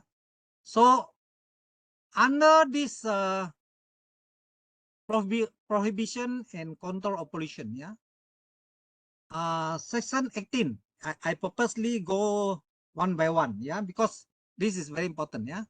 Section 18 talks about what are the prescribed premises to be licensed. Yeah, it means these premises must be licensed. Yeah. Section 19, yeah. Prohibition against causing vehicle, cars, lorry, ship, or any premises to become prescribed conveyance or prescribed premises. Yeah. It means you prohibit, yeah, against any vehicle, yeah, or any ship or any premises to be prescribed as conveyance, or prescribed as premises. That is section 19. Section 20, the requirement and the approval of plan. Yeah, every development plan has to be approved, yeah, by the authority. Yeah, for example, in Sarawak, who have the power to approve the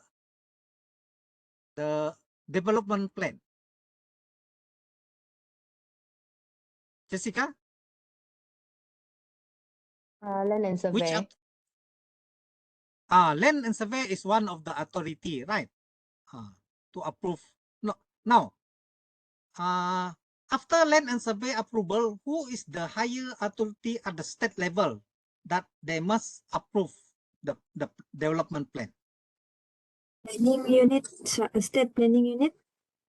Yeah, very good. Yeah, the state planning unit. Yeah, very important. They must approve your development plan. Yeah, very good. Now, section 21, yeah, the power to specify the condition of emission, discharge. Yeah, so the car, the vehicle, yeah, the factory, yeah, how much the emission they can produce, or the discharge, yeah, the discharge from the oil palm factory, for example. Yeah, if you notice, yeah, those mill in the oil palm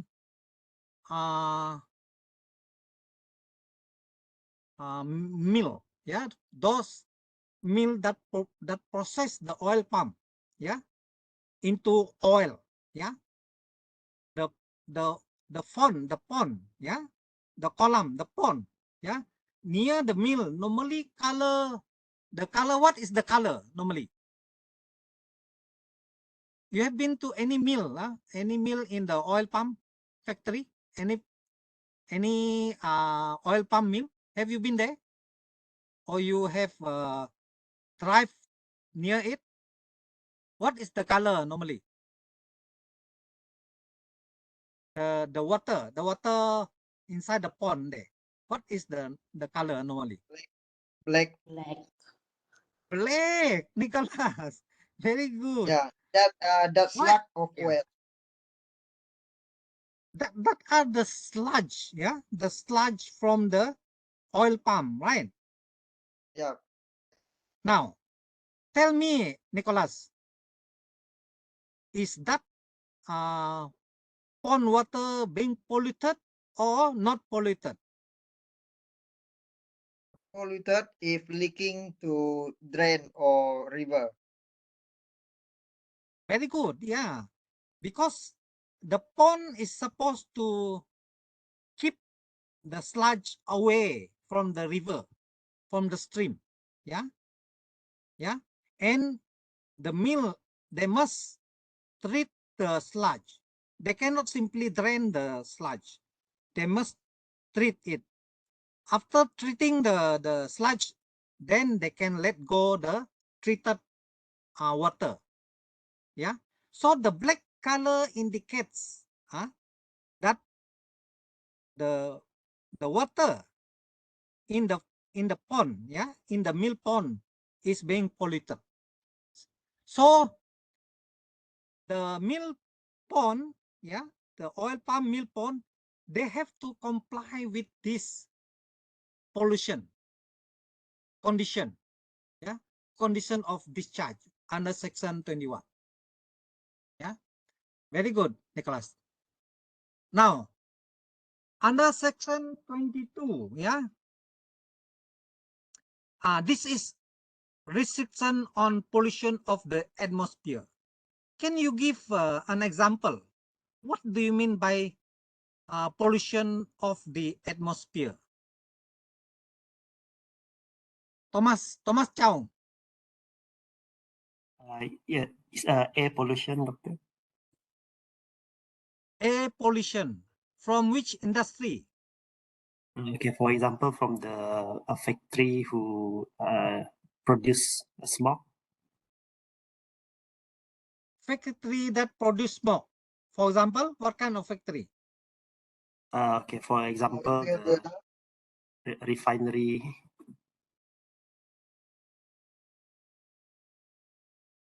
If you pass through Pending, Yeah, the cement, cement. the Sarawak cement factory, yeah, the Sarawak cement industry, yeah. You look at the sky, yeah, from the chimney. What do you see, Thomas? We can see the dust from the cement. Yes, you can see the dust. You can see the dark color cloud, right? That indicates pollution, yeah, because the factory produce dark color, dusty color, yeah. Actually, by right, yeah, according to the factory act, yeah, manufacturing act, yeah, whatever they discharge to the atmosphere, yeah, it must be something that the human being can take, you know. So if the discharge is very dark, yeah, and a lot of particle, that is not good for human being, right? So in other words, if we test the the discharge by this cement factory, I think they will fail the Environmental Quality Act. Yeah. Now, Section 23, restriction on noise pollution. Noise pollution. Yeah. Now, have you ever drive in Kuala Lumpur, in the city of Kuala Lumpur, and you can see near the highway, yeah, if the highway pass through apartment or condominium or any houses, yeah, they build certain structure, yeah, certain structure. What is the function of that structure? Absorb Melissa. noise. Yeah, sorry, who's that? Nicholas, yeah. Nicholas. Go ahead, Nicholas. Yeah. Yeah, absorb a noise. Yeah, this structure, it was built to absorb noise. Yeah, in order to overcome noise pollution. Yeah, but we do not have these facilities built in our road, in our highway in Sarawak. Yeah, we can only find it in Kuala Lumpur. How about Ling? How about in Shanghai? Yeah, if the highway pass through condominium or through apartment or through houses, yeah, how do they, what measure they use to reduce the noise pollution, Ling? Here you are to building a noise wall to make the noise to keep down. To building a wall, a high wall to apply the place. Oh, I see. So in other words, they take action, yeah? They take actions to build something that can absorb the noise, yeah? So, so that structure help to reduce noise pollution, yeah? Very good. I've seen this in Tokyo, yeah? When I went to Japan, in Tokyo, yeah? So the highway was built in such a way that first the vehicle is itself, yeah, the vehicle used in Japan, in Tokyo, they are all very, very quiet.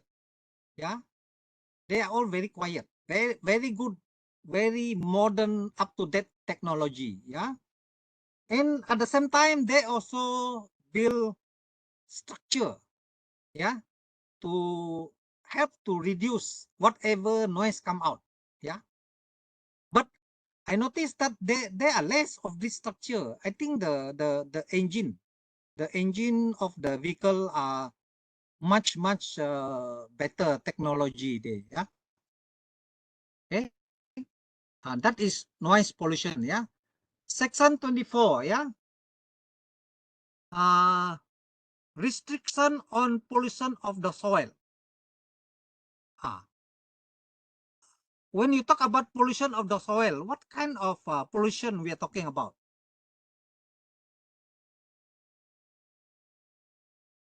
Nur Afiga. Pollution of the soil.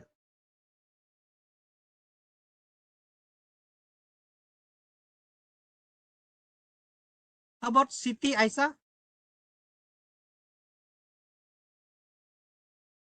Contamination of soil with some toxic substances. Yeah, you are right. The soil is being polluted due to toxic substance, for example, chemical. Yeah. Now, if you notice in the hospital or the government clinic, yeah, or the private hospital, they never dispose the chemical they use. They never dispose it by throwing it into the drain. Yeah. what do? They keep it, they wrap it, yeah, in a manner that is being prescribed by the health authority. Yeah. So the reason why they do that is to prevent the pollution of soil.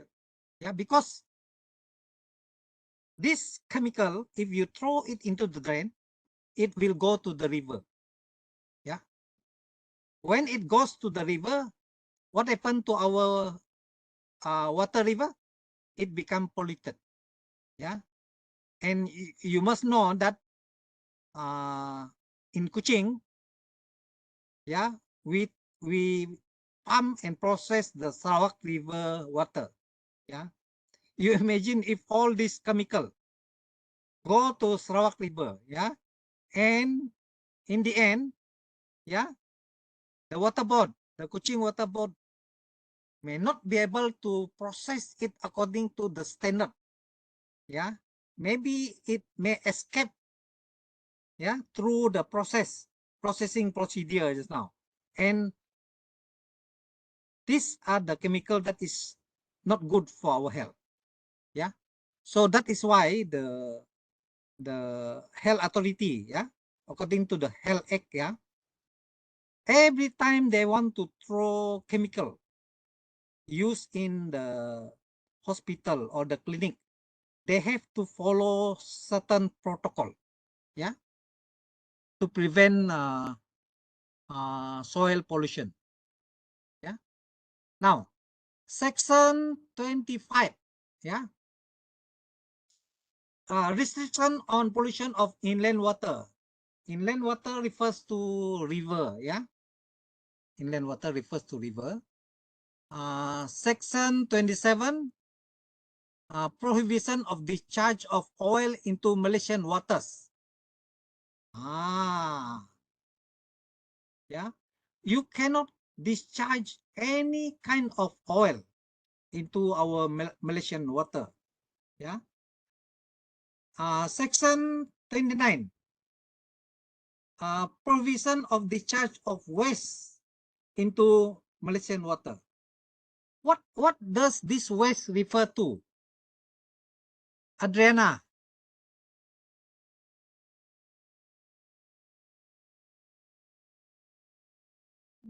Sorry, doctor. You mean Yeah. which waste?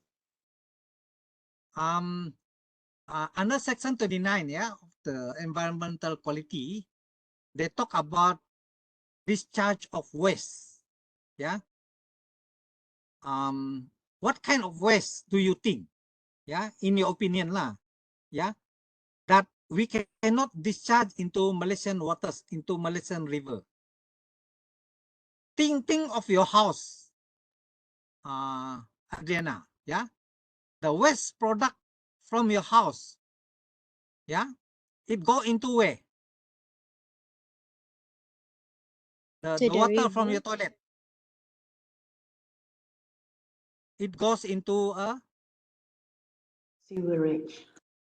sewerage. Yeah, yeah. Sewerage which is properly built according to specification. Yeah. Why do it has to go through sewerage? Why not direct go to the river? Adriana. So that it will be filtered first before it go to the river. Very good. So that the water from our kitchen, from our toilet, yeah, is being treated before being discharged to the river. Yeah. Very good. That is an example of waste. Yeah. Now, Section 29A. Yeah. Prohibition of on open burning. Yeah. And then 29AA, exclusion from open burning. That means you can still do open burning. That's what it means lah. Yeah. So it excludes Section 29A to prohibit on open burning. Now, why do we need this section? yeah, to prohibit open burning. Nur Nikman, why?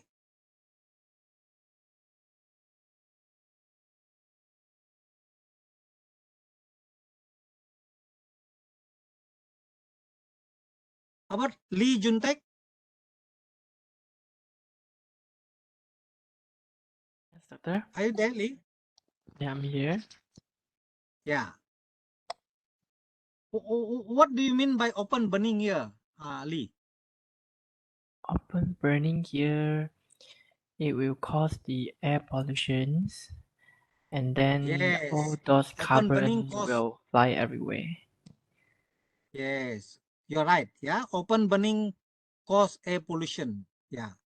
So you remember the Jerebu time, right? Yeah. Yes, it What do you, caused me cancel my exam in school and go for a yeah. few days holidays. Oh, so your exam has to be cancelled, yeah? Yeah. Because of the Jerebu, yeah? Yes. And then the what is Jerebu in English, yeah? Haze. Haze Yeah. caused by the farmers burning the forest. They Yes, cut the correct. forest down in order for them to plant oil palm. Yeah. So the burning was very bad in Indonesia. Yeah. So the way this Jerebu is being forced into Malaysia and Singapore and Thailand. Yeah. So that is a very good example, yeah, of open burning. Yeah. Okay. Section 29B. Owner or occupier of premises liable for open burning. Yeah.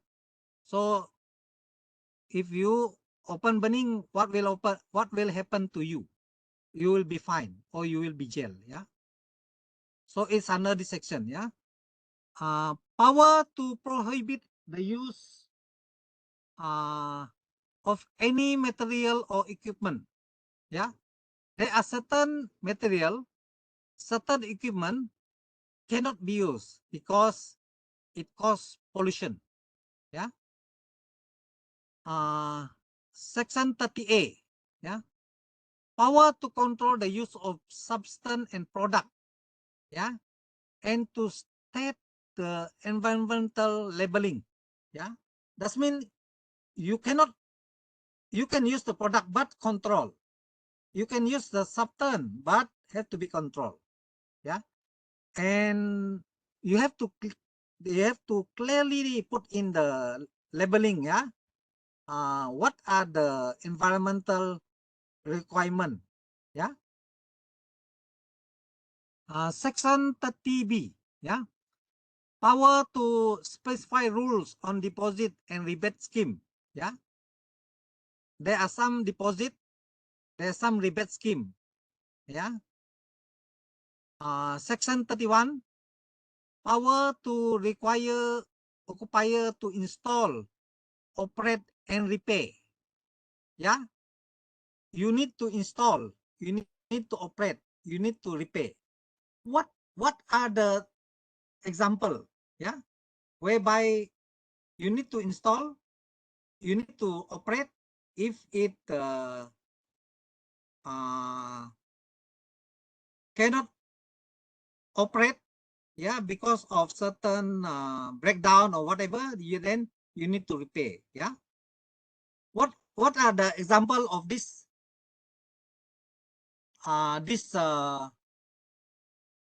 utility, this machine? What are the example?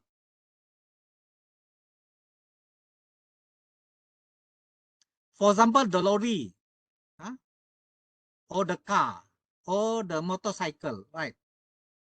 You cannot produce too much noise, yeah, because it causes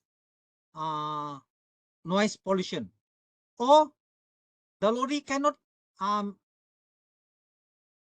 bring out or produce too much carbon monoxide, Yeah. So the diesel it come up from the exhaust. Yeah.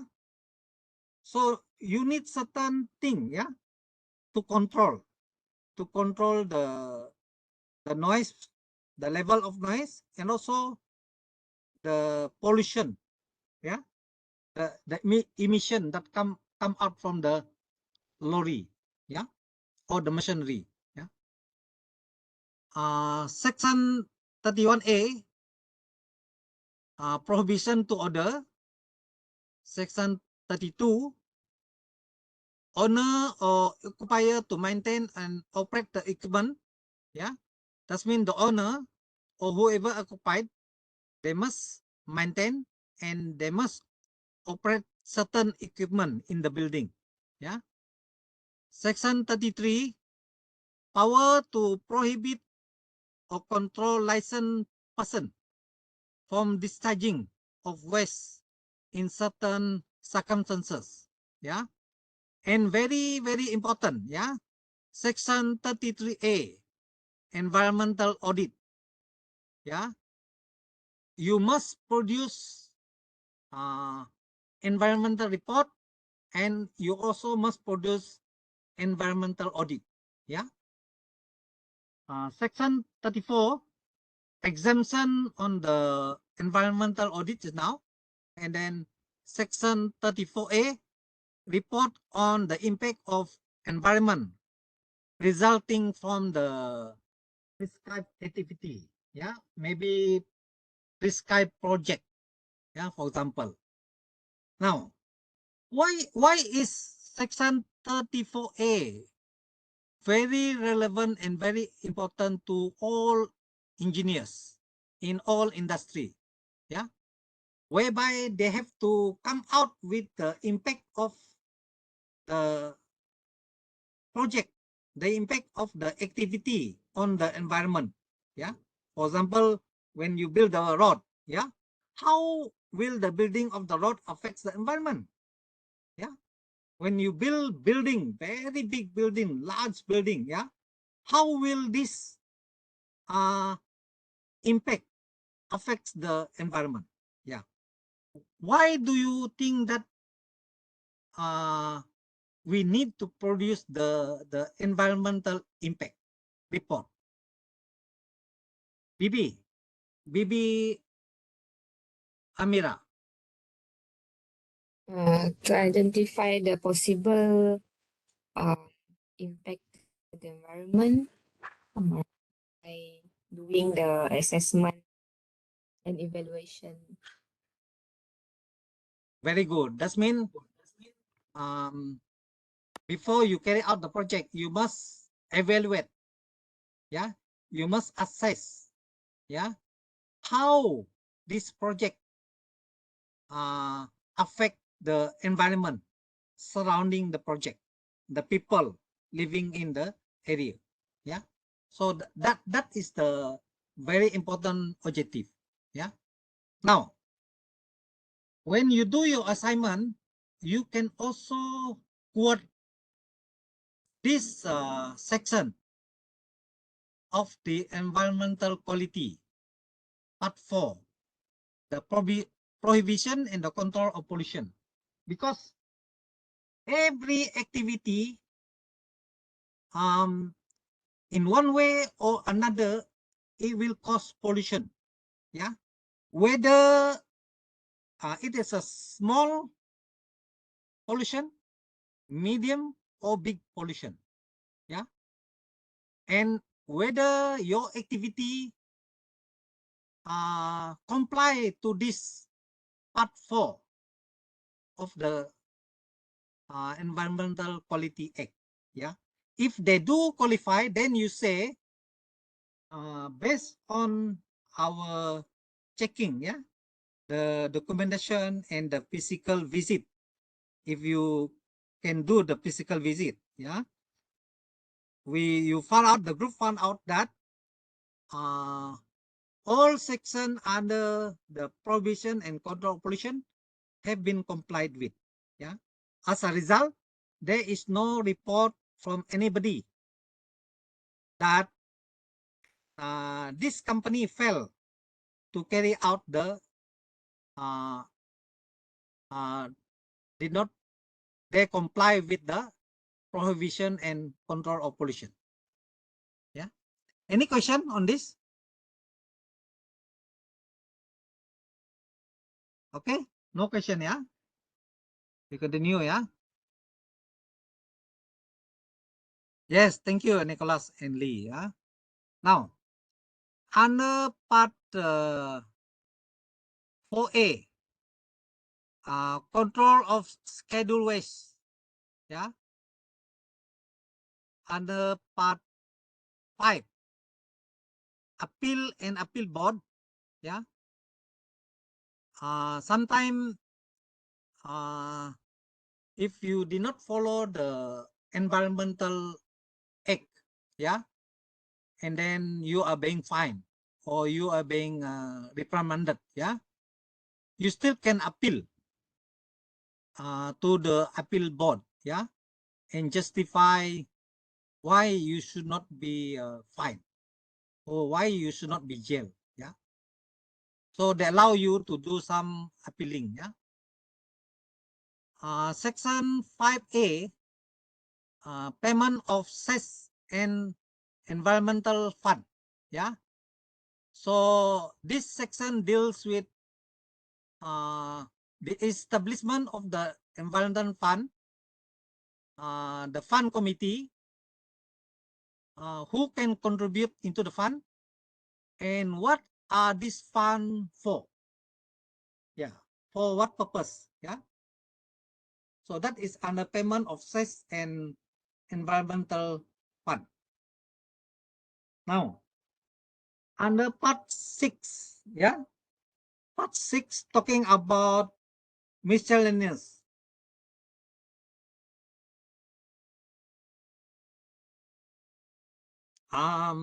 Section 37 talk about if you are the owner or if you are the occupier to the building, yeah, or to the area, you have to give the authority the right information they want, yeah.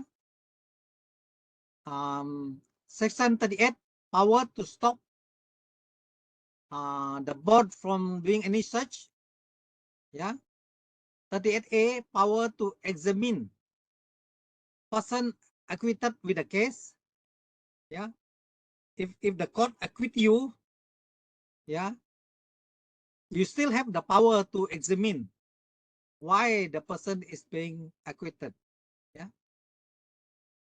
And section 39, yeah, service of notice. Section 40, what are the evidence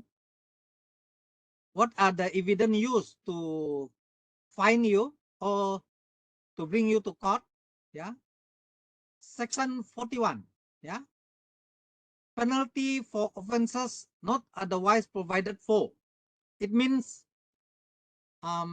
even though this offense is not clearly stated in the act regarding the penalty, but under this section 41, yeah, it means the authority can still penalize you if you fail to follow the or comply to the act, yeah, even though it's not clearly stated, yeah, but under section 41, they still have the power to fine you, yeah. Section 42, attempts and abatement, yeah, that means you work together with those people who don't comply with the act, yeah. Section 43, offenses by person, yeah, bodies of person or by servant and agent, yeah. If you are the agent, if you are the servant, you also can you can also commit offenses, yeah. And section 44 talking about prosecution, yeah. If you fail to comply to the environmental quality, the authority can prosecute you by bringing you to court. Yeah. And then section 45, compounding of offenses. Yeah. So you can mention in your assignment. Yeah. As a result, they did not comply with what section of the pollution. Yeah.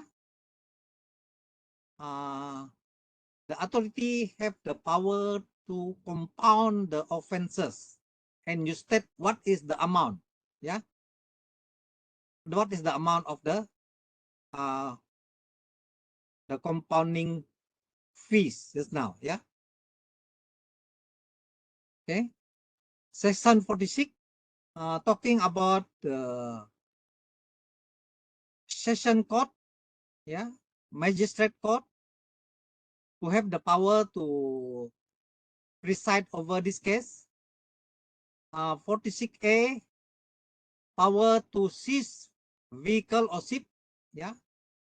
They have the power to take your vehicle or to take your ship.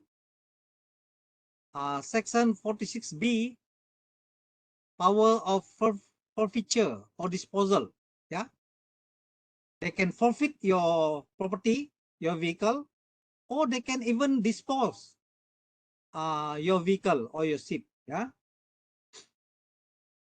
Section 46C, seizure and forfeiture of vehicle or ship. Section 46D, yeah, no cost or damages arising from the seizure unless the seizure is made without reasonable cost. Yeah. 46E, compensation for loss or damage to property. Yeah. So you as the owner or the occupier, yeah, you can ask for compensation for the loss or damage to your property. Yeah. Section 47, power of recovery of costs and expenses. Yeah. Whatever costs or expenses you incur, you can recover from the authority. Yeah. Section 48, power to detain and sell vehicle or ship. Yeah.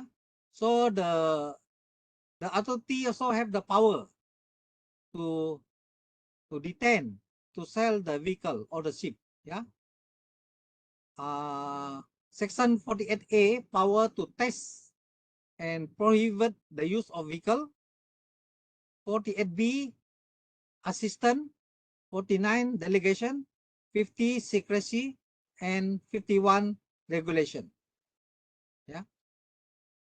So that is all about the relevant section under the Environmental Quality Act. Okay. Any questions so far?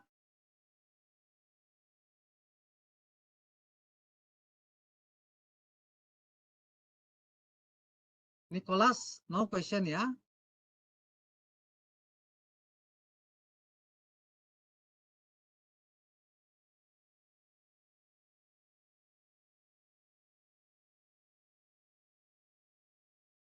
Okay. Now we look at the notes, yeah?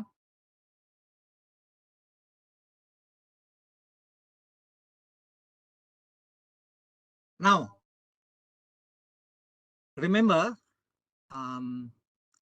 this Environmental Act, yeah, it applied to or relevant to civil engineering, mechanical, chemical, electrical, electronic, and manufacturing. Yeah. So, as we have mentioned just now, the main legislation or law for environmental protection in Malaysia is the Environmental Quality Act, EQA of 1974. Now, what is the main aim of this act? Ika Natasa. what is the main aim of this Environmental Quality Act 1974?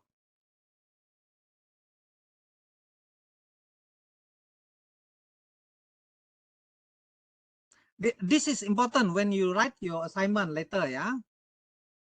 Let's say you want to touch about the Environmental Quality Act on your project, yeah.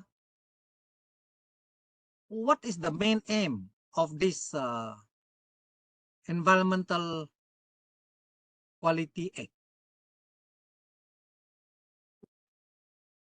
Have a prevention and to control the pollution of the environment.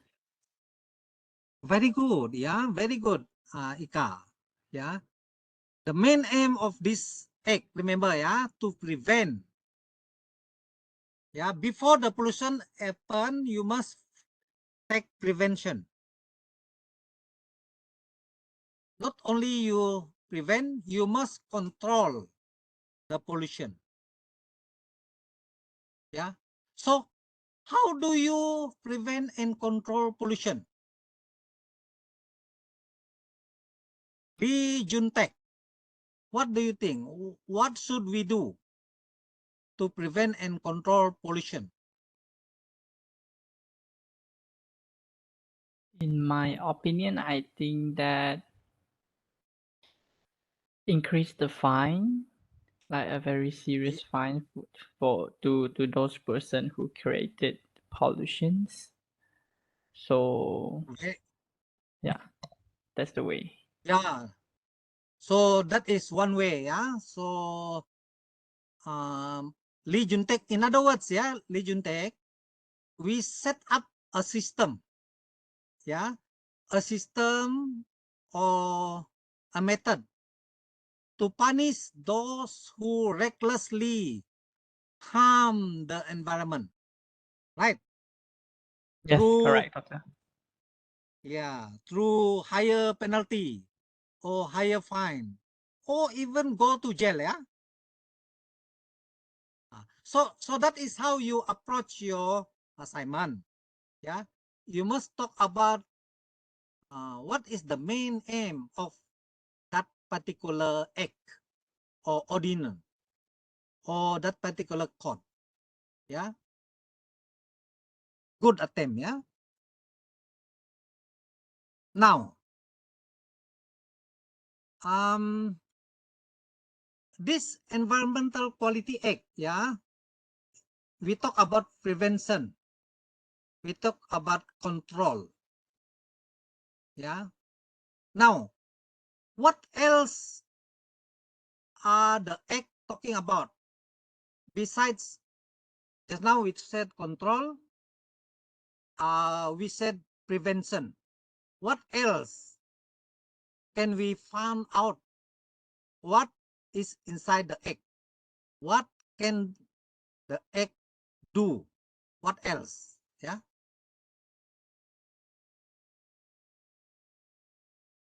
Dahlia, can you try?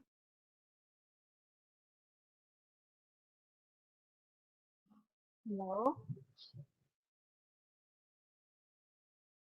Hello. Now, just now we talk about control. Yeah? Yes. We talk about prevention. Yeah. What Yeah. else besides control and prevention?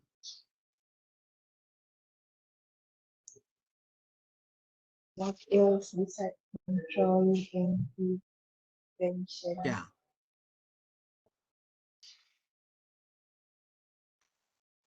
What happened, Dahlia? If let's say the company that caused the pollution, they collude, they work together with the people inside the authority. Yeah. Yeah. They work together. Yeah. Yeah. They are supposed to, let's say, fine that company because they cause pollution, but they did not. That means they cover the wrongdoing. Yeah. What do you call that? Talia? Bribing. Bribe? Yeah, it could be due to corruption, right? Yeah, Yeah. corruption. Sometimes they call it protection money, kan? Right. Yes. Yes. Now, Ling, I want to hear from your side, yeah, in China. What happen if the people in authority fail to carry out the punishment under the Environmental Quality Act? What happened in China?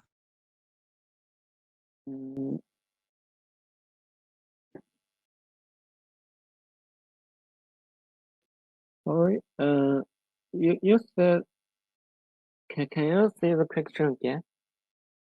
Okay. Let's say, if let's say the vehicle used by the people in Shanghai, and then the vehicle cause pollution. Yeah. Okay. Cause pollution.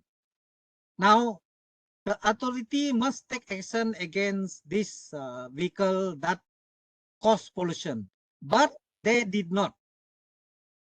They did not take action. The authority did not take action.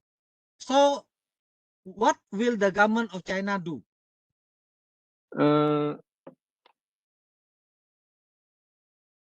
The government will to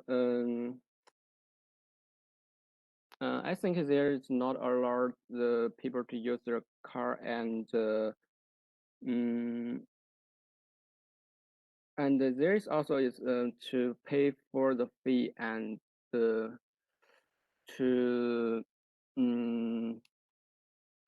I think it's there is a policy is about the car policy is about that, and it's not allowed the car not some cars needed the care air equipment. If not allowed the if the car don't have this, it's not allowed to into the road.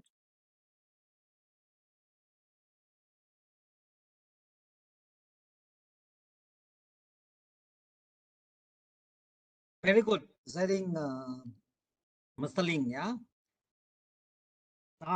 First thing they do is they will not allow you to drive on the road. Maybe they take your license, so you cannot drive. Yes, yes. So if you cannot drive means you lost your job, right, Mr. Ling? Yes. Because you cannot drive anymore. Yeah. Yes. Very In good. China, is used this way. Yeah, that is a very good way. Yeah. You take the license, yeah, so that they cannot drive. Yeah. I understand from my reading, yeah, Ling, in China, if the government officer is corrupted, what will they do to the government officer?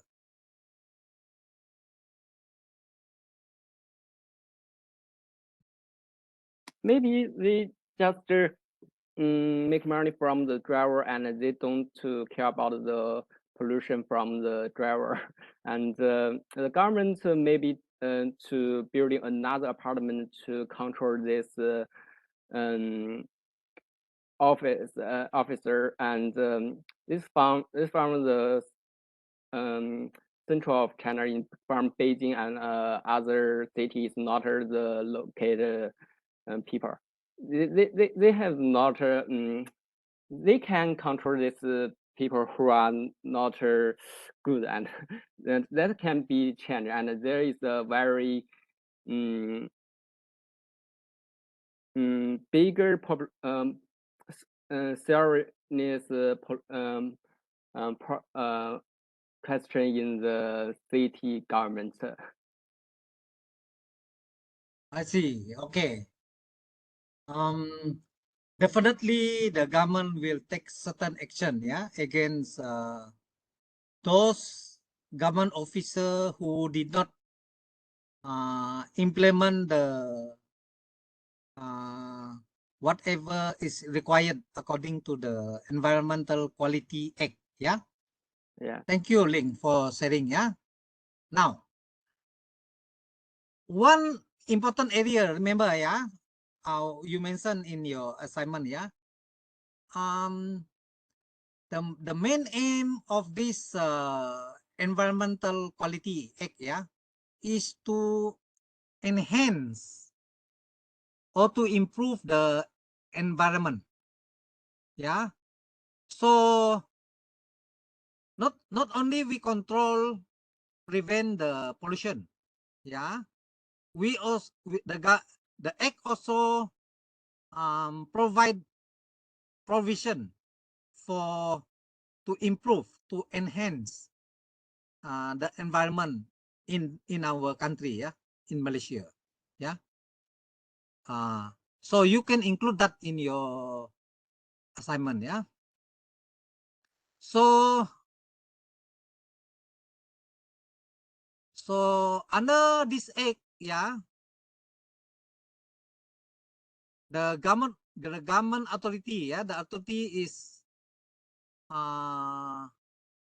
given the power to charge, yeah, if you did not comply on the control, yeah, and if you did not regulate the industrial pollution, the wastewater, yeah, the air pollution from the factories, yeah, and the solid waste, solid waste management problem, yeah.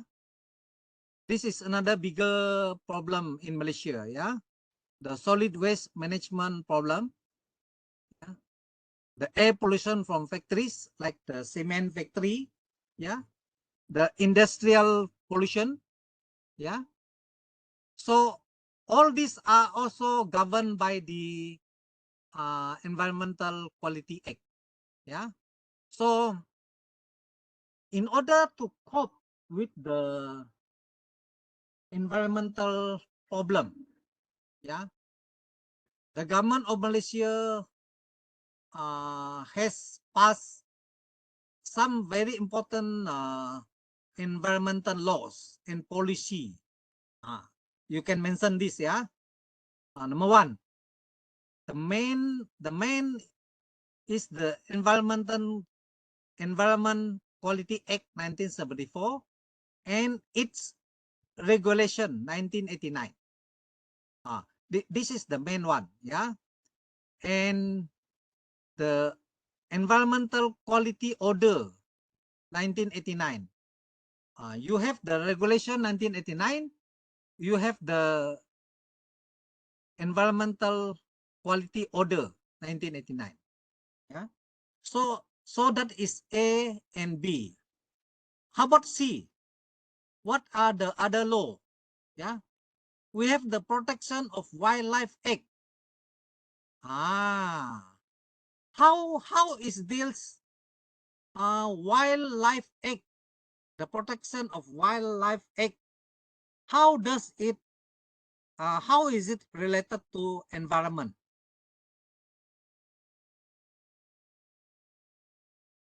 Nur Hidayah, you want to try? The protection of wildlife. Are you there, Nur Hidayah?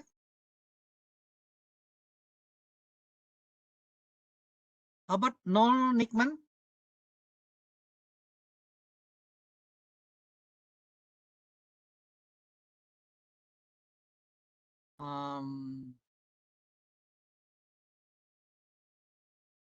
Dahlia?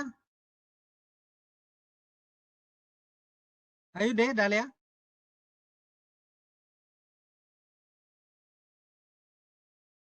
Jessica?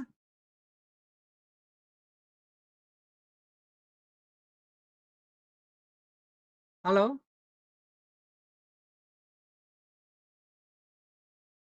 Dr. Ambrose, can you repeat the question? Okay. The Protection of Wildlife Act. Yeah. How does wildlife is related to the control and protection of environment? How? In what way?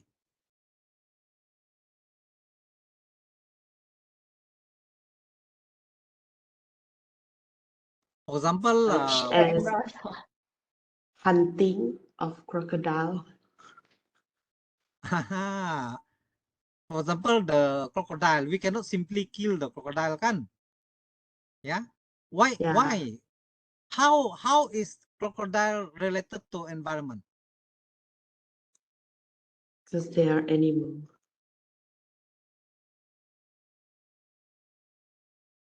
Dr. Ambrose. The ecosystem. Yes, ecosystem. Yeah, the ecosystem of the environment. Yeah, because every ecosystem they support each other. Yeah, so the wildlife is the one of the factor in the ecosystem equilibrium. Yeah, if let's say you kill all the crocodile, yeah, in Sarawak, yeah, so the ecosystem will be imbalanced. Yeah, and when that become imbalanced, it will affect the environment. Yeah, so that is the reason why I think the Malaysian government we come out with the Protection of Wildlife Act. Yeah. Now, then we have the National Forestry Act 1984. Yeah. How is the National Forestry Act 1984 related to the environment? Nicholas.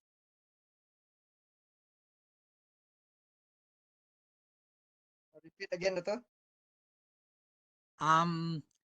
This National Forestry Act, yeah, it relates to the management of forests in Malaysia, yeah, including in Sarawak, yeah. Now, how do you think the National Forestry Act help to maintain the environment in Malaysia? How?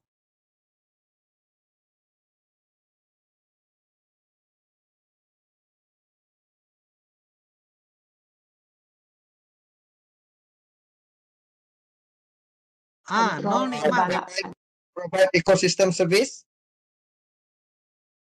Providing the ecosystem service. Yeah, such as timber. Ecosystem. Yeah, timber, food, fuel, water, and wood products. Yeah.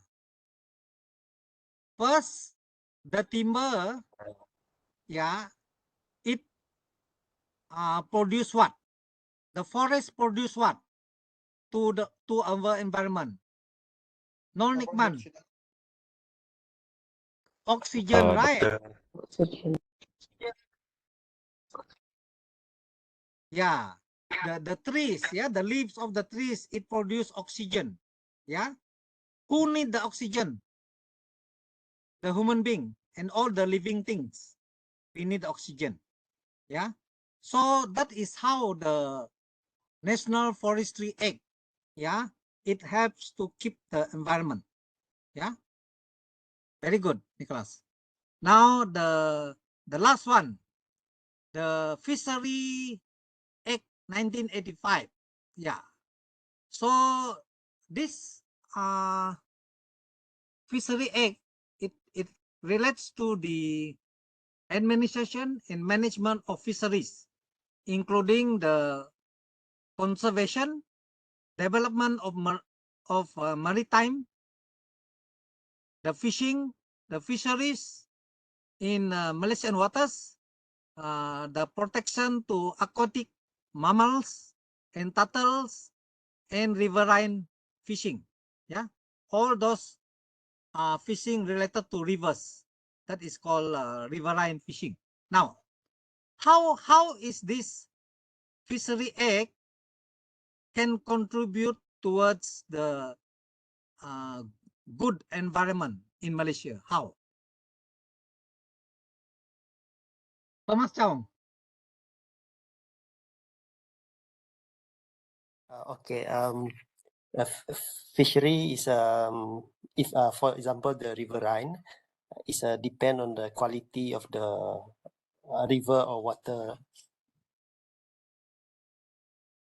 So I think it's important to conserve or to protect the water in order to ensure that our fish and our environment is protected. So Yeah, very good. That means the Fisheries Act ensure that the fish in Malaysian water, whether in the sea or in the river, in the lake, is properly protected.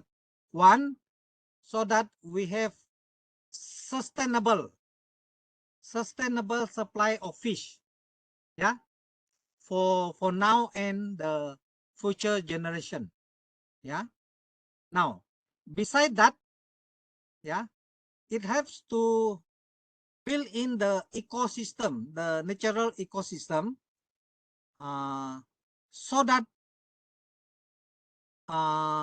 there is a balance between the fish, yeah, in the sea, the fish in the river, yeah, and this can sustain the economic activity of the fishermen, yeah, of the people of Malaysia, yeah. Now, have you heard of this system? What they call it? System tagang, yeah, whereby they put in the small fish into the river, yeah, where the river is very deep, yeah, the river is very deep or deep enough, and they let the fish to grow, to multiply. Nobody is allowed to do any fishing or any catching of fish, yeah, during a certain period of time, yeah, until the fish is matured enough, yeah, and they only collect the fish as a community when the fish is big enough, and they will sell the fish to get money, or they will distribute the fish to the local community. They don't disturb the small fish. They only take the big fish, yeah. So that system tagang, yeah, whereby they take care of the riverine fish, yeah, from the fishery department, and they take care of this fish, yeah, for the community. So this is one way the Fishery Act, yeah, it helps to take care of the environment.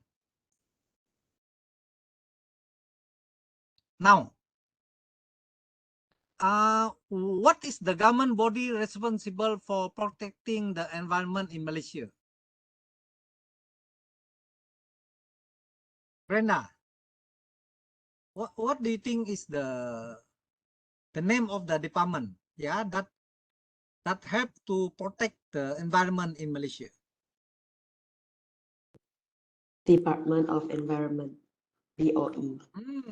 Very good, yeah, Department of Environment, yeah.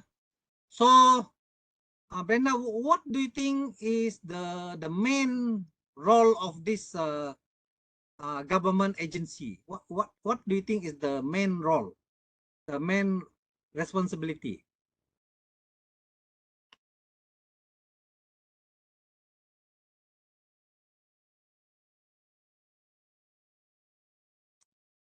All right. The main responsibility of this Department of Environment, in short, sometimes we call them DOE. Yeah. D is department, E is environment. Yeah. So this department is responsible to promote. They do promotion. conservatism. They conserve the environment, yeah, and also they sustain sound environmental management, yeah, in the process of nation building, yeah. Why they do that? To ensure that the environment is always clean, healthy, and safe for the well-being of the people of Malaysia. Yeah. So make sure when you write your assignment on the role, yeah, the role of the Department of Environment, yeah. So you must include how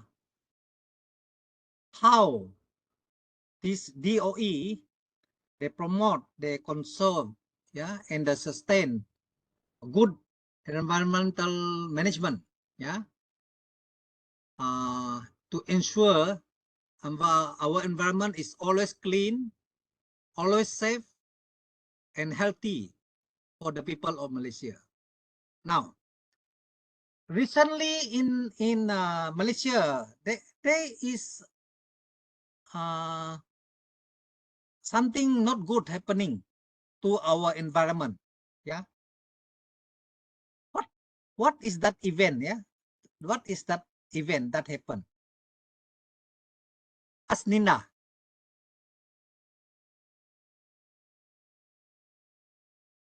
Hello.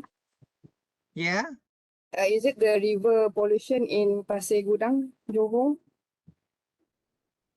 River pollution in Pasir Gudang, Johor. Yes, that is one of them. Yeah. River pollution. Yeah.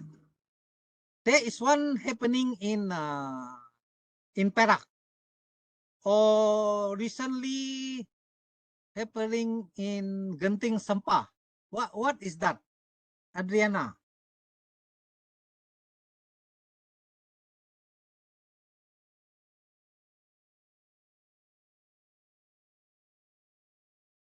I don't know who is this 220303323 alias Siswa. Who's that? It's me, bro, doctor. Who are you? Sorry. But I'm Ibrahim, but I use my phone to. Put your name lah, Ibrahim. Because I can't remember. Okay, Ibrahim. What happened in Genting Sampah at one time? And I think in Perak. Yeah. In Perak. That is related to environment. What happened?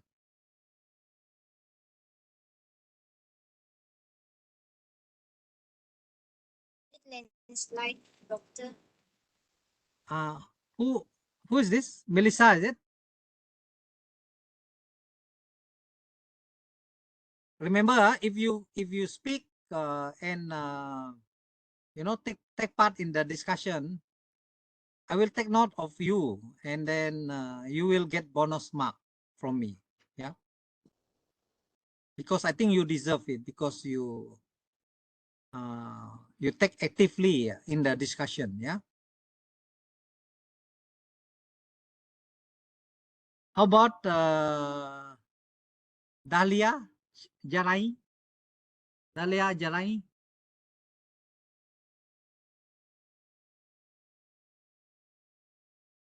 Ika Natasha.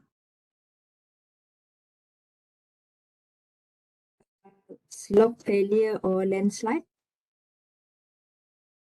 Yeah, slope failure on land side, slab, yeah. The camping site in Genting Sampah, yeah. So that relates to environment, yeah. And the Perak one, the Ipoh one, it is also related to environment. Because they cut too much tree. So that relates to forest management, yeah. So that kind of disaster, it affects the environment, yeah. So it did not only cause economic hardship, it caused life to the affected people, yeah. it destroy the house, destroy the road, the school, the clinic. Yeah. So that's why not only in terms of pollution, yeah, but in terms of safety, the environment is very, very important. The ecosystem we have to take care. Yeah. So that is how you should answer your assignment. Yeah. Even though it is supporting to your answer. Yeah.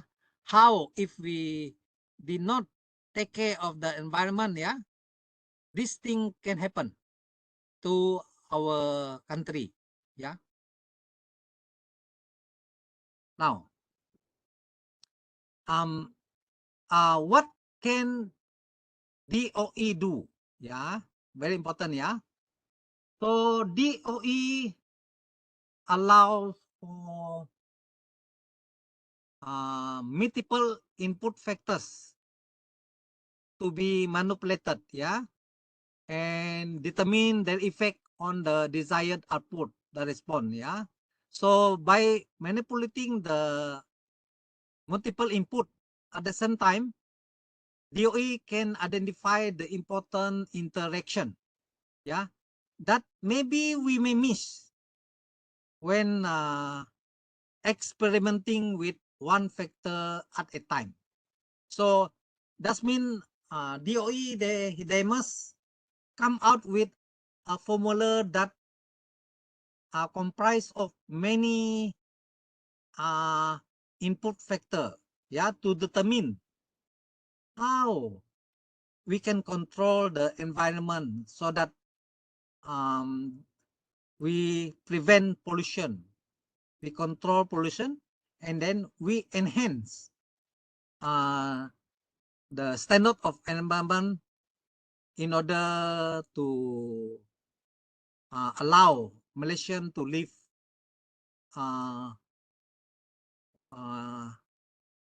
peacefully, yeah, and also healthy. Yeah. So do we have a complete environmental policy?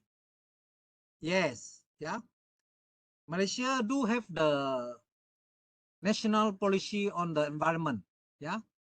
And it leads to continuous economic, social, and cultural progress. Yeah.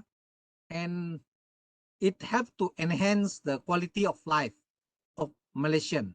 Yeah. How? Through sound and sustainable development. Yeah. Sound, environmentally sound, and sustainable development. What do you understand by environmentally sound and sustainable development?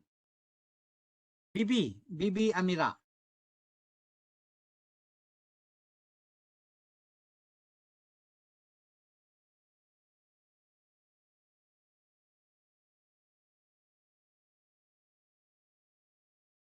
How about Adriana? Wait, Okay, Bibi. You should answer me. At least I know that you are trying. I'm trying. Yeah. The question just now is I cannot hear you, Bibi. cannot hear me? Yeah. Maybe you try to Again. speak strong, speak louder. Yeah. Hello? Okay. Yeah. Can. Hello? Yeah. Go ahead.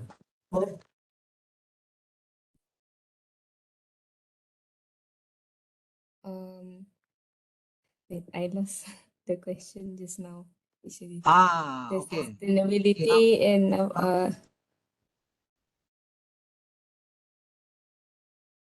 Doctor, can you repeat the question? I feel I answer wrongly.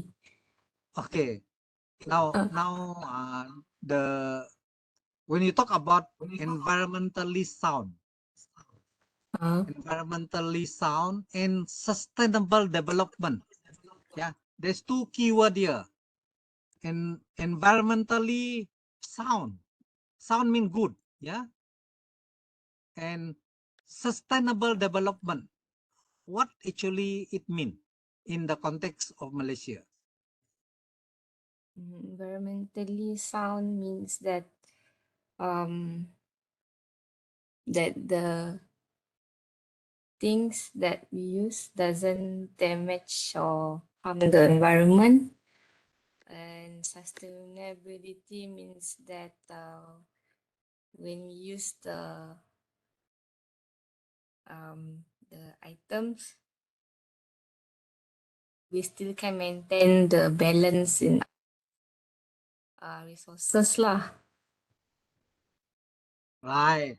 Now, environmentally sound means we follow what is provided for in the Environmental Act, Quality Act.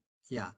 As a result of what we have done, we enhance the environment, the quality of the environment. So it gives Malaysian good life. So when we have good life, it means we are strong. We don't fall sick. Yeah, because the environment is clean, good. Yeah. Sustainable development, it means not only we can carry out the economic activity today or this year, but for the next 2 years, 3 years, 4 years, 5 years, 10 years, 20 years, 50 years, 100 years, this economic activity can still be carried out. That is what it means. It means sustainable. It doesn't stop. Yeah. Why is it sustainable? Because it follow the procedure. It comply to the Environmental Quality Act. Yeah.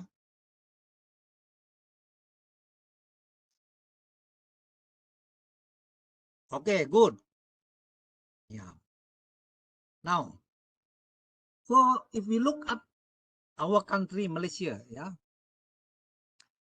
we have enough legislation on environmental laws in Malaysia.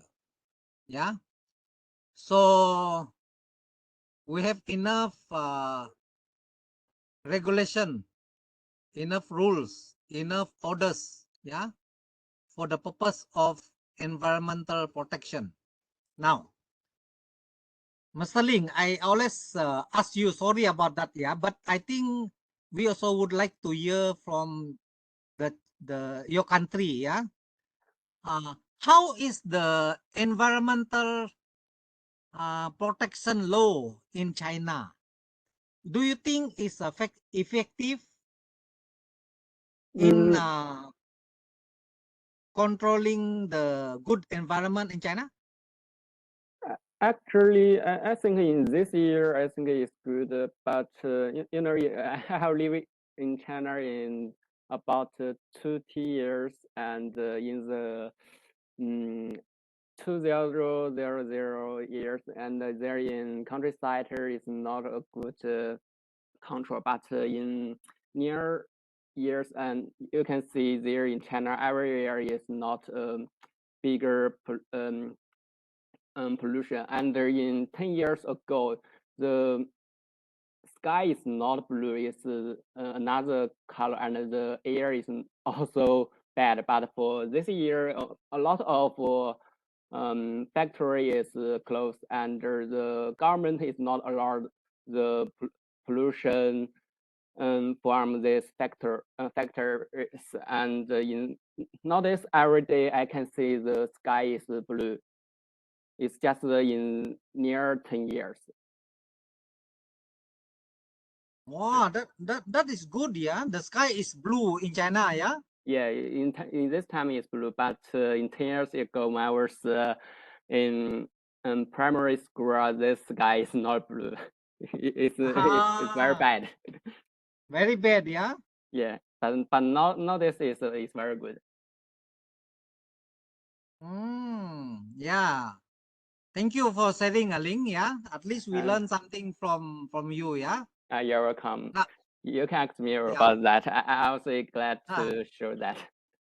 Yeah, thank you, thank you. Okay. So when your group write the assignment, you can also bring in the example of the environment that is good or that is not so good, or like you said just now, where the sky is not so blue. Yeah, you can bring it and put it in your assignment. That makes your assignment better than the others, because you bring in the actual happening in your country. Yeah, so use your current knowledge of the environment management, yeah, in your country, and combine it with the environment management in Malaysia from your team members. Yeah, thank you, Ling. Now, so all in all, in Malaysia, yeah, there are at least 34 acts related to the environmental matters. Yeah, and besides all the regulation, the rules, and the orders, yeah, they have the same purpose, yeah, to protect the environment. So under the Ministry of Environment, yeah, Ministry of Natural Environment, the slogan is "Environment is our shared responsibility." Yeah, SHARED, our shared responsibility.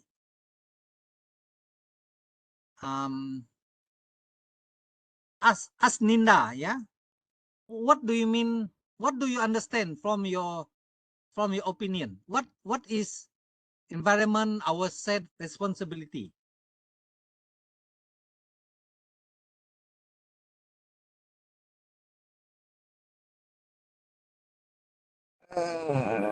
Repeat, sir. Environment. Environment is our shared responsibility. In your opinion, what do they mean? Environment is our shared responsibility.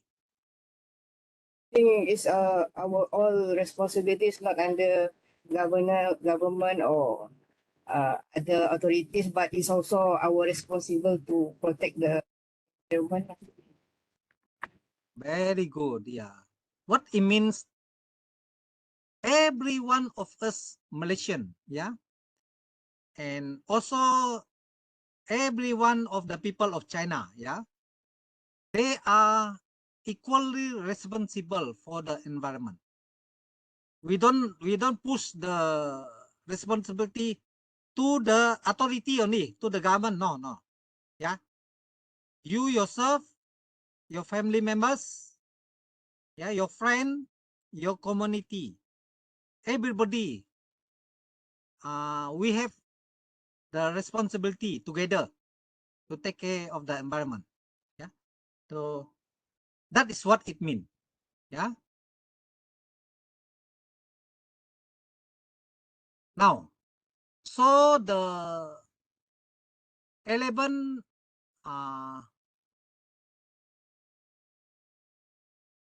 the main mission of the DOE, yeah, Department of Environment, yeah, the main mission is to ensure sustainable development in the process of nation building in Malaysia.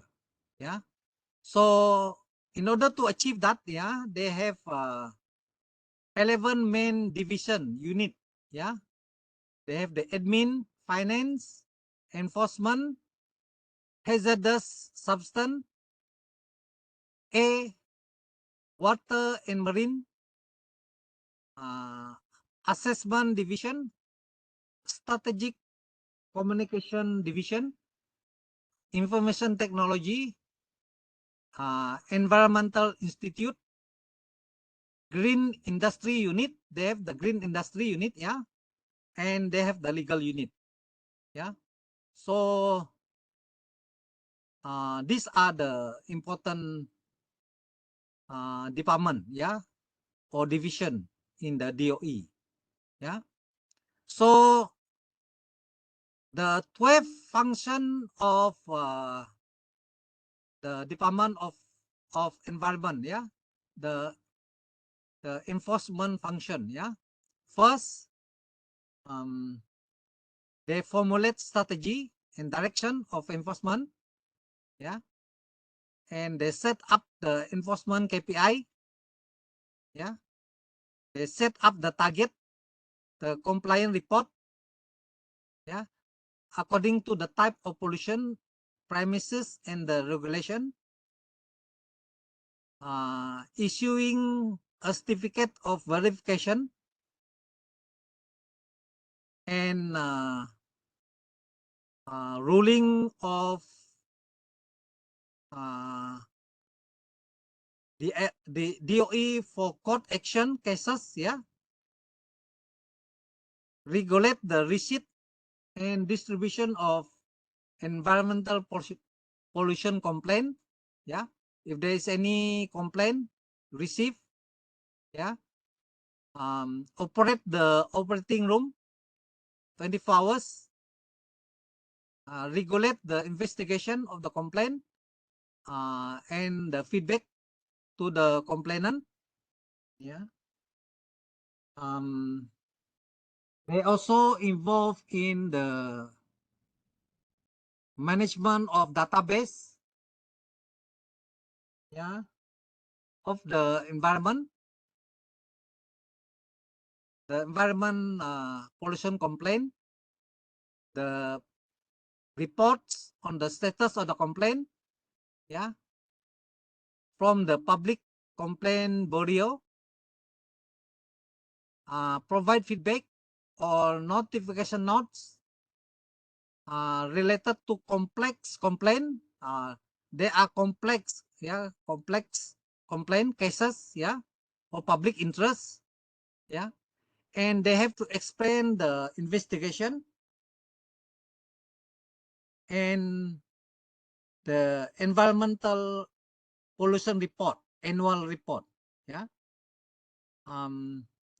They also deal with the National Disaster Management Agency, NEDMA, yeah, under the MKN, JPN, yeah, the National Security Council, yeah, update and manage the inventory database, yeah, on the sources of permanent pollution, the enforcement result, the notice, the compound, the prohibition order, and the court action, yeah.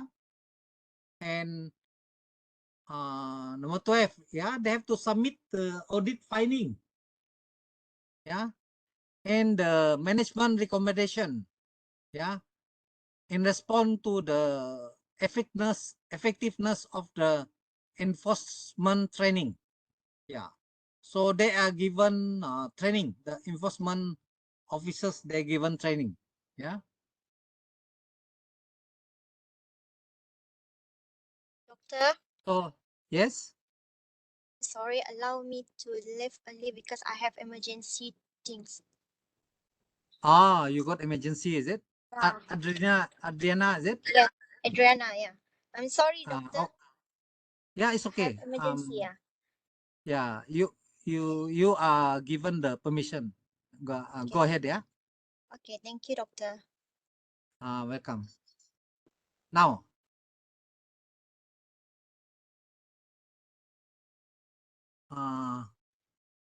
what are the major reported pollution activities in Malaysia? Okay. The most reported pollution cases in environmental law breaches often resulted from industrial activities, yeah, from the activity of the industry. Now, can anybody, Brenda, can you give one example of the industry activities that reported the most pollution cases in Malaysia? Industries. Yeah, example of the industry.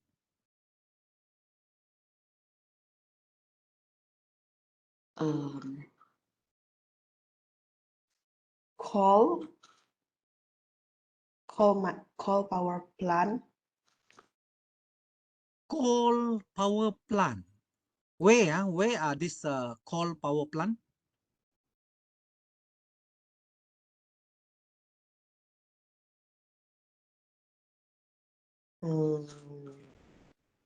Somewhere in Malaysia, Perak, like that. Oh, in Perak, yeah. So, okay, how is this coal power plant pollute the environment? Emissions of carbon dioxide. Yeah, emission of carbon dioxide, the black smoke, right? Yeah. Yeah, you're right. Yeah, this is one example, very good example. Yeah. Besides coal kind of business. Yeah. Ika. What else? Ika. Ika Natasha. Oil and gas. Very good. Oil and gas. Now, explain how do oil and gas affect the environment? Yeah, how? It's a good example. Yeah, we want to know how.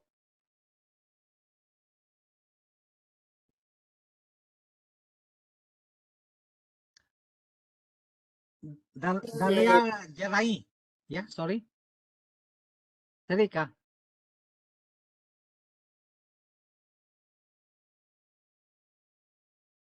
Dalia Jarai, you want to try? Sorry. Huh? Yes. What's the question? Sorry. Okay. Just now, Ika was talking about oil and gas. Yeah. So oil and gas is one of the industry that cause pollution in Malaysia. Yes. Yeah. So my question is, how do oil and gas affect the environment in Malaysia?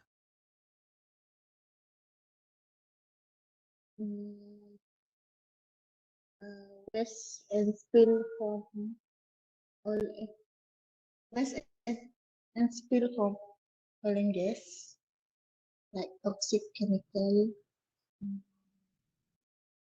Oil spill No. from oil and Yeah. gas, yeah. Yes.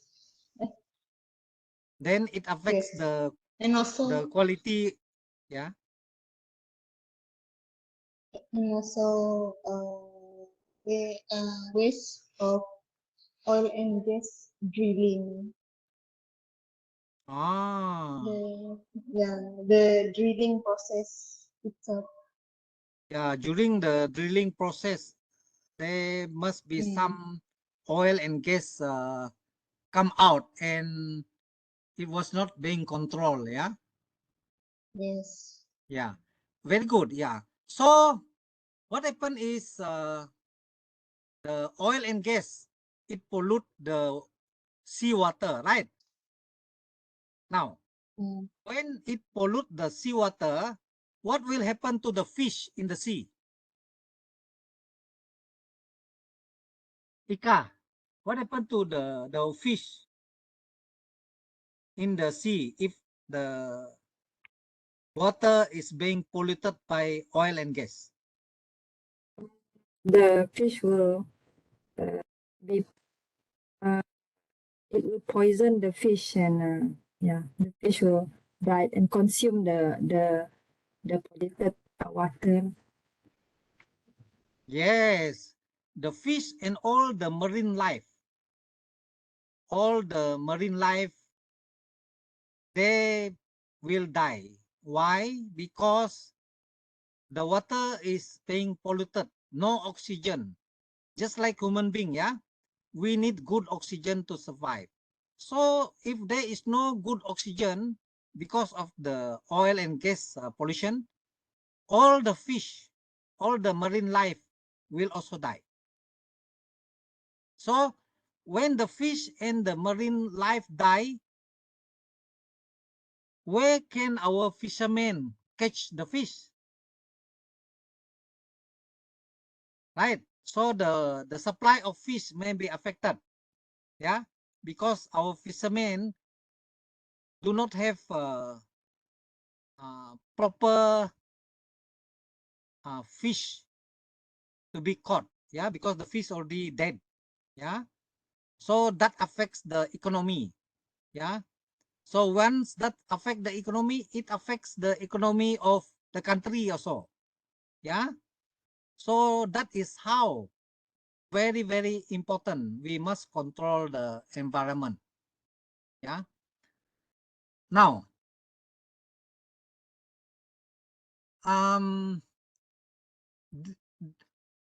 in 2020, yeah, majority of the reported pollution cases were caused by illegal industrial waste disposal and dumping. Yeah. I believe in 2021, 22, even 2023, the pollution, majority of the reported pollution, yeah, cases, is still caused by the illegal industrial waste disposal and dumping. Yeah. Can you give an example, actual example, yeah, in Malaysia, where they dump the industry waste illegal, yeah, they dump it into the river, and that cause pollution.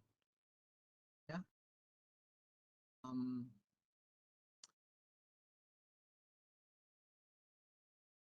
Ibrahim, can you give one example? Yeah, This sure. is illegal industry waste disposal and dumping in Malaysia. Yeah, it's illegal. Usually the waste is they use it and then the toxic one will be remaining, so they will dump it, and it's illegal. Yeah, you're right. But can you share with us the actual example that happening in Malaysia? This one they already happened in Malaysia. Yeah. Just give one example if you can remember. Okay, actually, I exactly don't remember what was the company name, but last time in my bachelor, we had a case study about chemical waste of company, which they dump it in a soil, in a land, like in a private land, and then like that caused the some environmental problems to the agriculture. I think it was in Sarawak. In Sarawak, yeah. Yeah. Yeah. Okay, I give you some example, yeah. You remember the? Sorry, who's talking? Yeah, I mean, it's me, Eka. Yeah, Eka. How about, Good. Okay. How about the containers were dumped at the port of Tanjung Pelepas in Johor, is it? Yeah. The illegal dumping of container waste, is it? Yes. At Tanjung Pelepas, Johor, yeah. Yes. When was that, yeah? Do you have any idea? It's in 2020, if I'm not mistaken. It Okay, was the biggest finding. If also lah, they reported like that lah. So when you do your assignment, even though you write about your own project, but you can also bring in an example of illegal waste disposal or dumping, yeah, to back up your point, yeah, to back up your argument, yeah. Very good, yeah.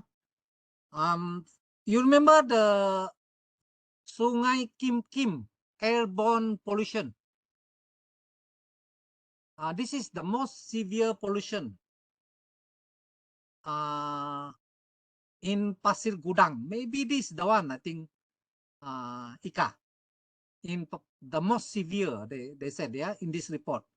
The most severe pollution case reported, yeah, in Sungai Kim Kim, Pasir Gudang, yeah, whereby,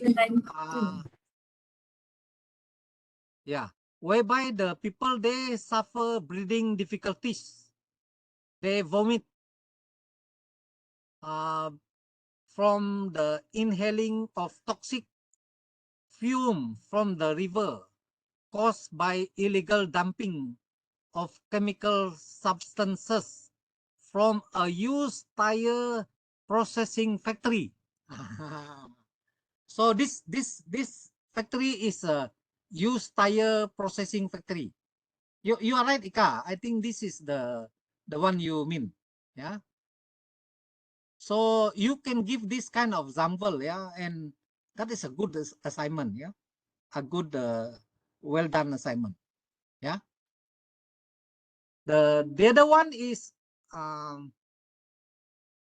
the 2 parcel of land. This one is raided by the Selangor Department of Environment, yeah. So they found out that 1,000 drum and jumbo bag.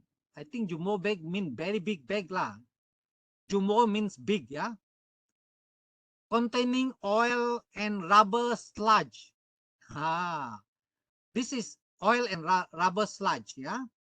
And together with the other toxic waste, yeah, illegally dumped at the site. So what happened? This result in toxic waste land pollution, yeah. So the land become toxic waste land pollution, yeah. How big is that area? Almost 1 hectare in size. My God, very big, yeah. 1 hectare in size. This is Jalan Sijangkang Utama, Johan Setia. I don't know where is this place. Johan Setia. Oh yeah, I think Selangor. Sorry. It's in Selangor. Yeah. This is the another second example. Yeah. And the third example, yeah, of the dumping of toxic waste. The illegal discarding of drum containing hazardous chemical in Kampong Tambak Jawa. Where is this Tambak Jawa? Is it in Selangor also? I think Selangor lah, yeah. Became a health and safety hazard. Not only to the health, but safety hazard. Yeah. So when the drum caught fire, it exploded. That's why it affects the safety. Yeah, it becomes safety hazard. Yeah. So the drum caught fire, it exploded. Yeah. So the rise of illegal dumping activity, yeah, it raised concern on the long-term health and safety of the resident of the area where 200 250 drum, yeah, of glycerin. So this is the name of the chemical, glycerin. It was found to be dumped on the bank of the river. Yeah, very bad. Yeah. How about Ling? How about in Shanghai? Yeah, where you live? Yeah. Do you have this problem in Shanghai? Mm,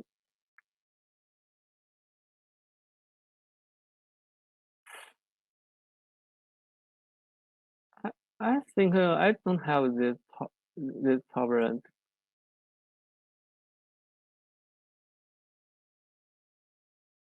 You don't have any example, yeah?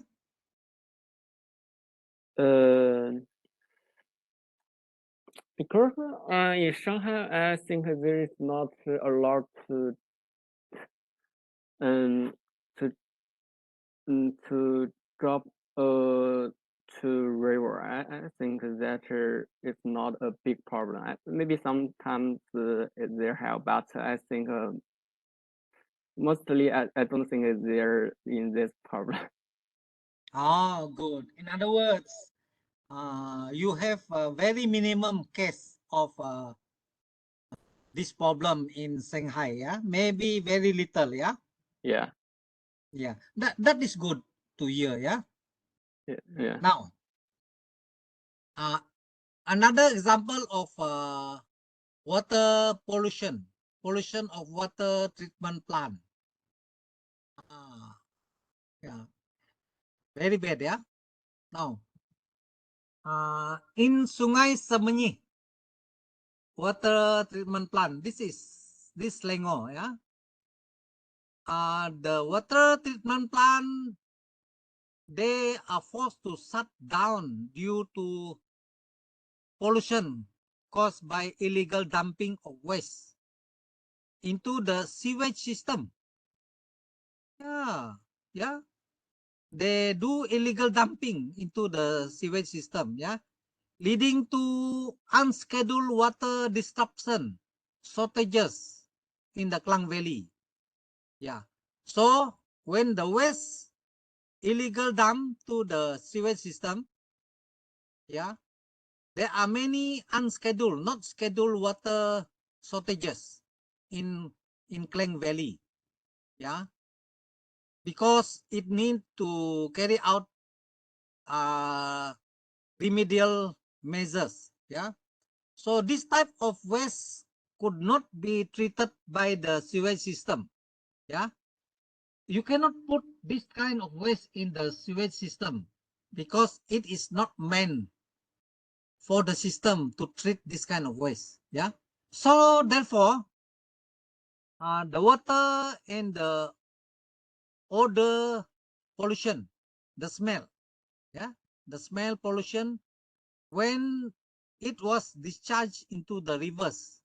Yeah. So the main source of raw water for the Sungai Semenyih water treatment plant is being compromised. Yeah. So they are forced to close the water treatment plant. Now, what happens if they close the water treatment plant? Not by schedule, but unscheduled. Alisa, what happened? What do you think will happen? Sorry, what's the question? Yeah, we are talking about the Sungai Semenyih water treatment plant. Yeah, because of the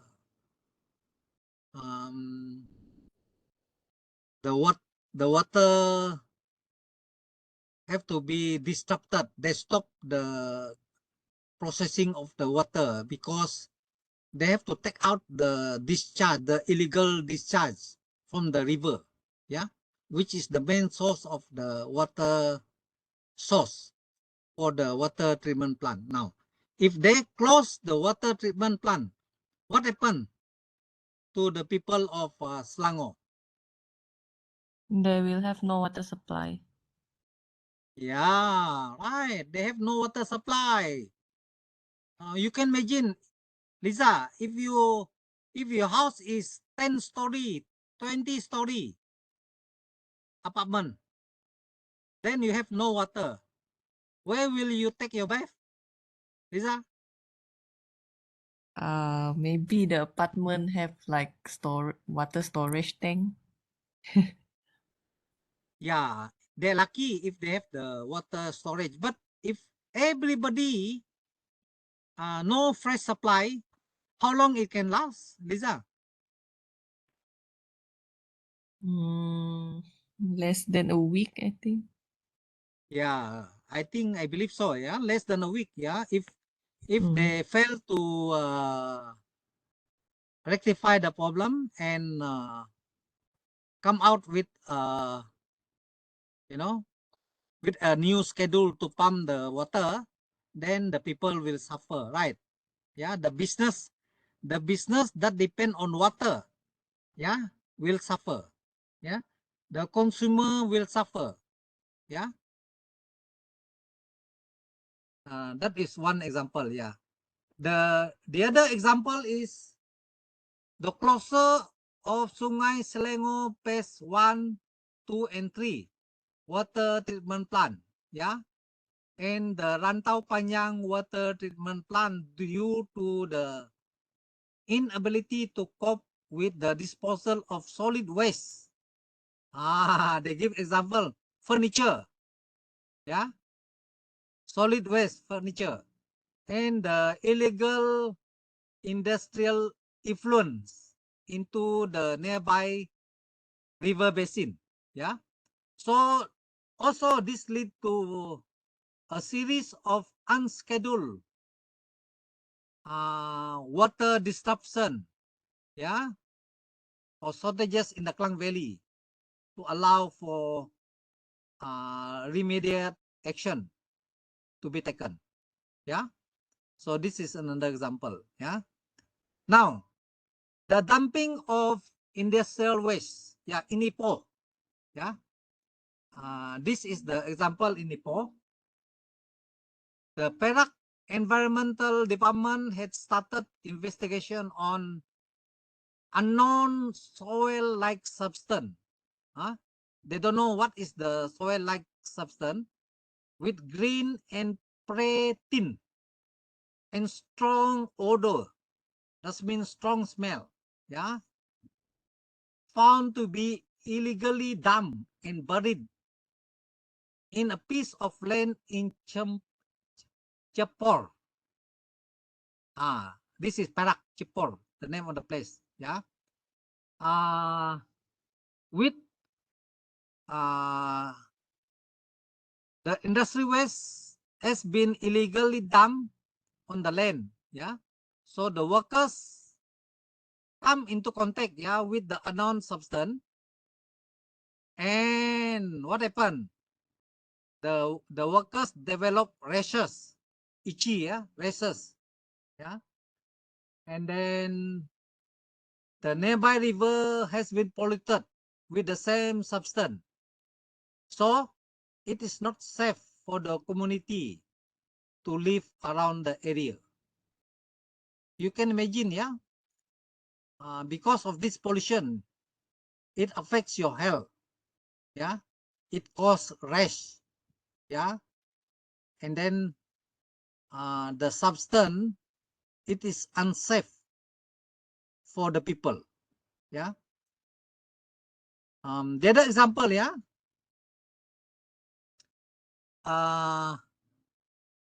One cheaper way to get rid of the industry in solid waste, yeah. Illegal dumping is very, very rampant because that is the very cheap way of getting rid of the industry in solid waste. Yeah.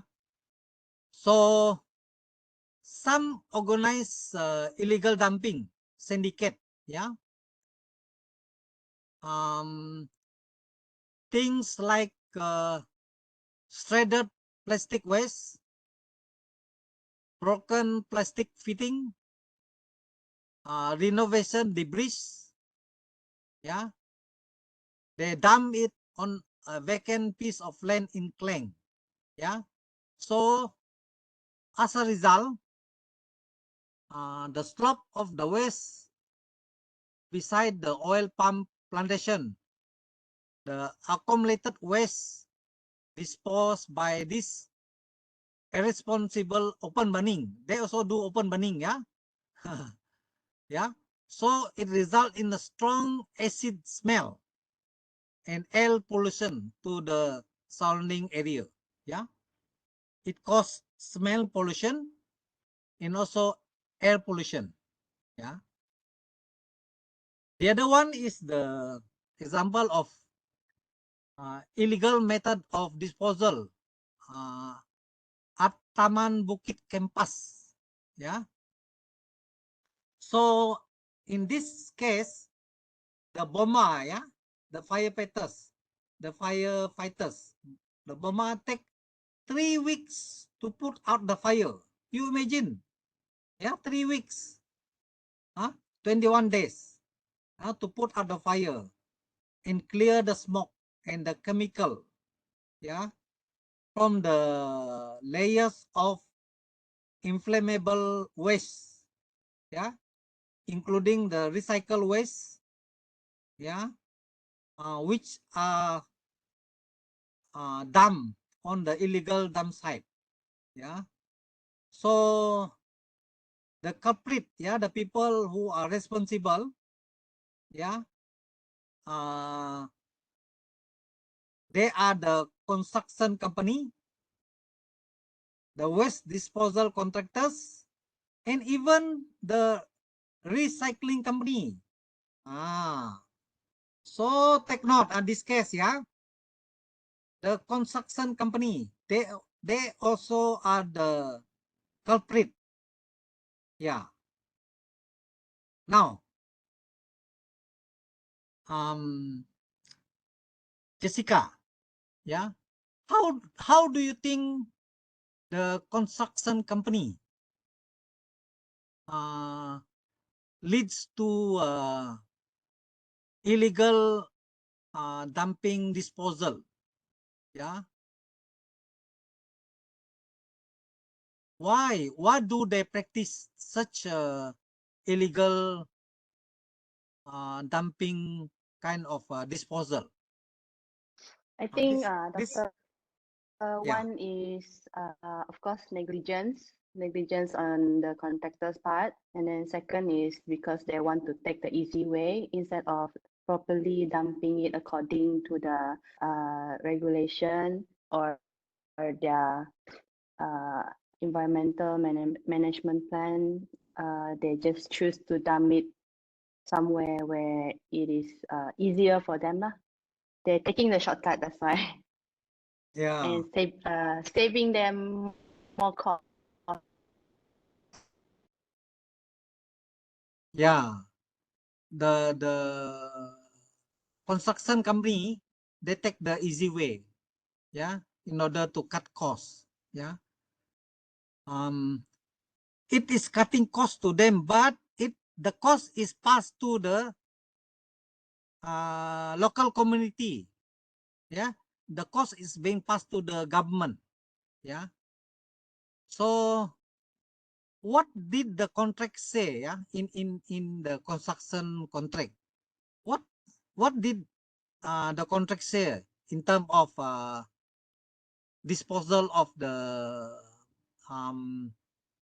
those things that are not needed by the company anymore? What should they do, Jessica?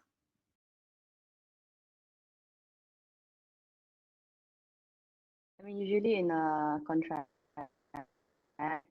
before the project start, they will have to, there will be a EIA, which is Environmental Impact Assessment. And then from the environmental impact assessment, mitigation measures, which is they will incorporate all these findings in their environmental management plan, sorry. And then there the way to dispose those waste, construction waste, legislation according to the authorities. However, if they don't comply to this disposal method that they already proposed, actually for project such as Cambodia, we will issue out non-compliance for the contractor, that they will rectify whatever that is wrong, that whatever wrongdoing that they've done on site.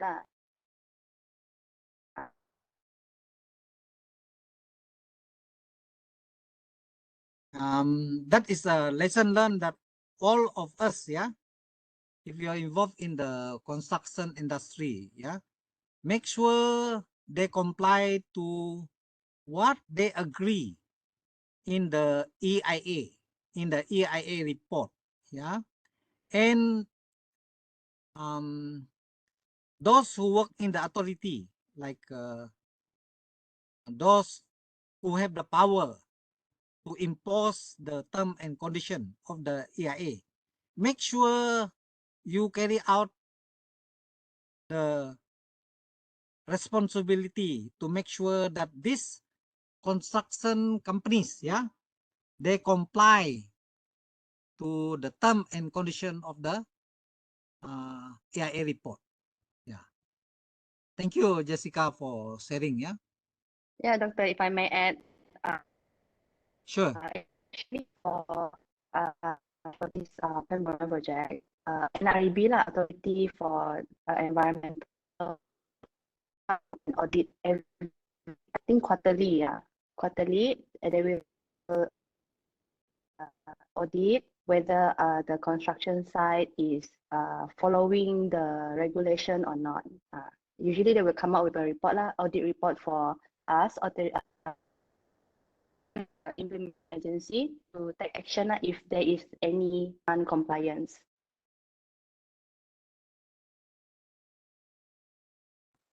That means they carry out the quarterly audit, yeah, on the project side, right? Yes, yes. This is considered as a third party, which is authority NREB, the Natural and Resource Environment Board, if I'm not mistaken. I think so, yeah.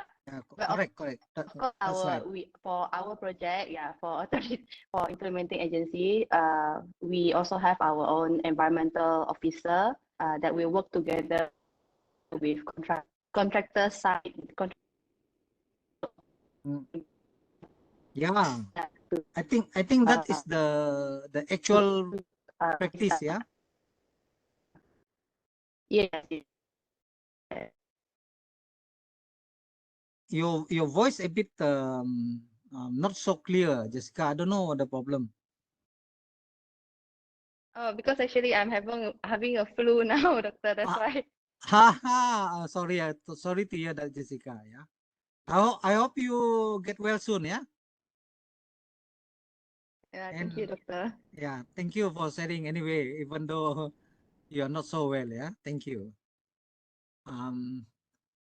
Yeah. So that is what being practiced by JKR Malaysia, whereby the environment officer together with the natural environment board officers, yeah, and I think together with the contractor officer in charge, they carry out the environmental audit quarterly, and then maybe in the report they will report whether there is any non-compliant. Yeah, if there is lack of compliant, then they will ask the company, yeah, the company to take action to comply with the term and condition of the AIA. Yeah, so that is a good practice. Yeah.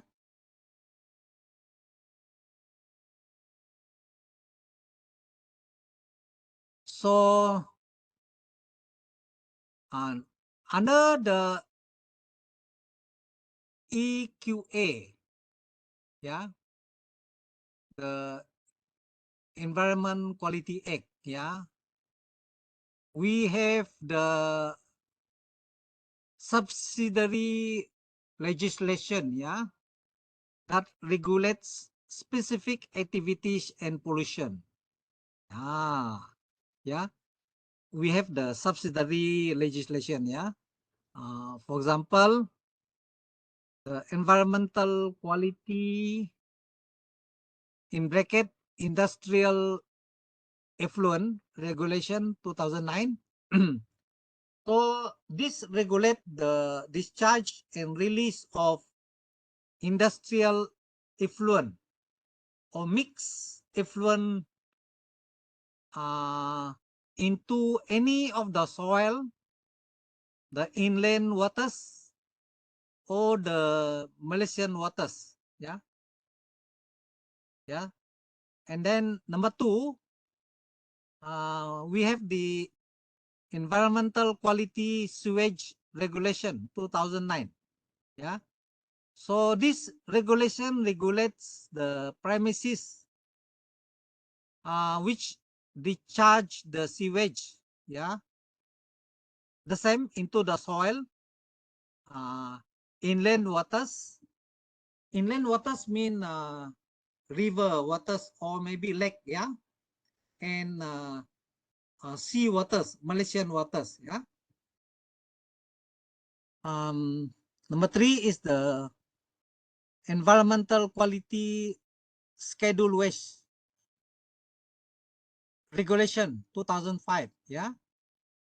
This regulation regulate the handling of schedule waste. Yeah. Anything under schedule waste will be regulated under this regulation. Yeah. And the last one is the environmental quality. Yeah. Control of pollution from solid waste transfer station and landfill. Yeah. Regulations 2009. Yeah. So this regulate the solid waste transfer station. Yeah. And landfill which discharge or release whatever solid waste related to the transfer station or the landfill. Yeah.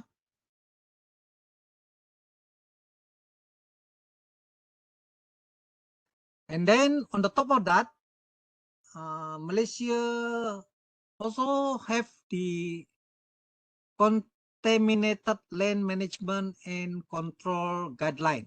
Yeah. So under this guideline,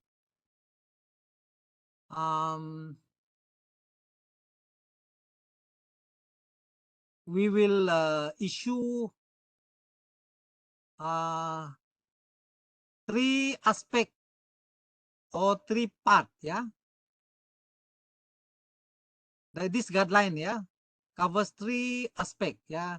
To recommend site screening level for contaminated land,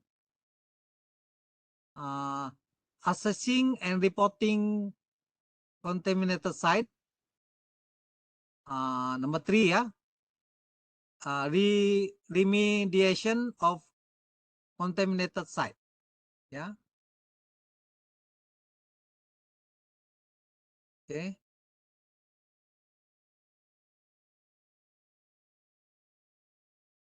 Right. So that are the example of the industry pollution. Yeah. Land, water, noise, and river pollution. Yeah. Now, how about the environmental law in Malaysia related to manufacturing, oil and gas in Malaysia? Yeah. Lee Juntek, can you name, yeah, what are the environmental law related to manufacturing to oil and gas in Malaysia? Doctor, in my opinion, is that for manufacturing, if they're like related to chemical things, so they have to dispose it in a proper way to prevent the leakage of the hazard or harmful chemical. So there will be another supplier which will come and collect all those waste. Yeah, and then this is one of the ways to prevent pollutions to the environment, and there is also an act they control that if the waste is found out in the forest or some sort of river, so the government will trace where the source came from, and they'll give a serious charge to that certain businessman or that factory. Right. Yeah. So we have the act, yeah, that manage the factory and machinery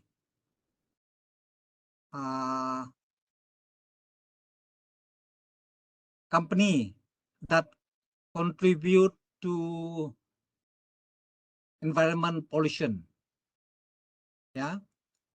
And we have the for oil and gas, yeah, oil and gas industry. Yeah. We have the Oil and Gas Industry Act. Yeah. We have the Gas Supply Act 1993. Yeah. To safeguard the interest of the consumer who receive the supply of gas through pipeline. Yeah. And the consumers are commercial, industrial outlet, as well as residential. Yeah. So that is Gas Supply Act 1993. Yeah. How about the petroleum, the oil? Yeah. What is the name of the act that manage the oil? Safety measure, Act 1984. Petroleum Can you Development. repeat again? Nicholas, can you repeat again? Sorry. Petroleum Safety Measure, Act 1984. Yes. Petroleum Safety Measure, yeah, 1984, yeah. And prior to that, we have the Petroleum Development Act 1974. Yeah. So under the Petroleum Development Act, yeah, Petronas was formed, yeah, to safeguard the country oil and gas resources, yeah. Petronas is given the power, the entire ownership, as well as the right, the privilege, the privileges, the benefit to explore, produce oil and gas offshore and onshore in Malaysia. Okay. So in Sarawak, yeah,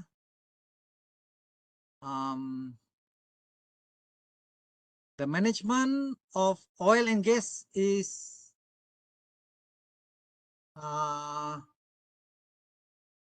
governed by the state law. What do you call that state law in Sarawak? Lisa, what do you call that state law in Sarawak that being used by the Sarawak government to manage the oil and gas industry players?